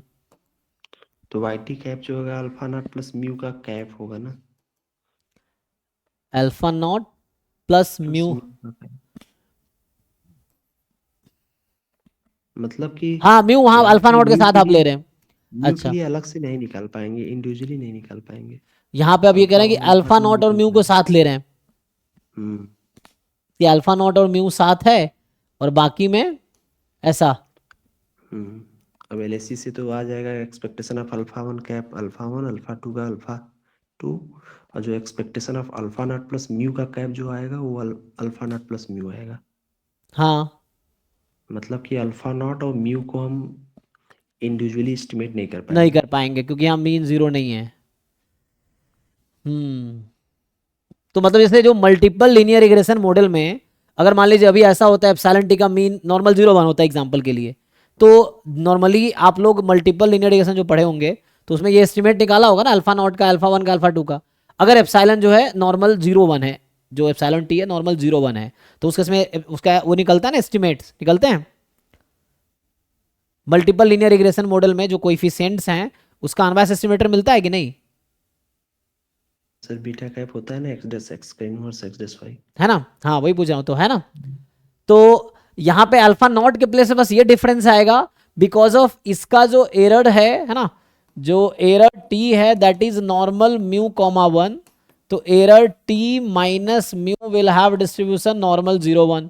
तो ये जनरली है ना, तो इंस्टेड ऑफ एरर आप ये यूज करेंगे और इस म्यू को आप बैलेंस कर रहे हैं अल्फा नॉट के साथ, ये है। इंटरसेप्ट फॉर्म दोनों साथ में रहेगा ना। हाँ कोई कांस्टेंट है ना, मतलब ये कांस्टेंट टर्म, ये कांस्टेंट टर्म, अगर मैं ऐसे इक्वेशन देखूं तो इक्वेशन में क्या है, वेरिएबल y और x है, ये y और t है। तो दोनों पकड़ के बीटा नॉट भी समझ सकते हैं। हाँ एग्जैक्टली, तो अल्फा उसको नॉट आप प्लस म्यू। ऐसा लिख सकते हैं, ठीक है। सो अल्फा यहाँ दोनों तरफ म्यू घटा दिया, तो यहाँ बीटा नॉट कह रहे हैं, बीटा नॉट हो गया आपका अल्फा नॉट प्लस म्यू, इस तरह से इन दोनों माइनस म्यू, माइनस म्यू ना कि प्लस म्यू, माइनस होगा ना यहाँ पे, प्लस प्लस म्यू।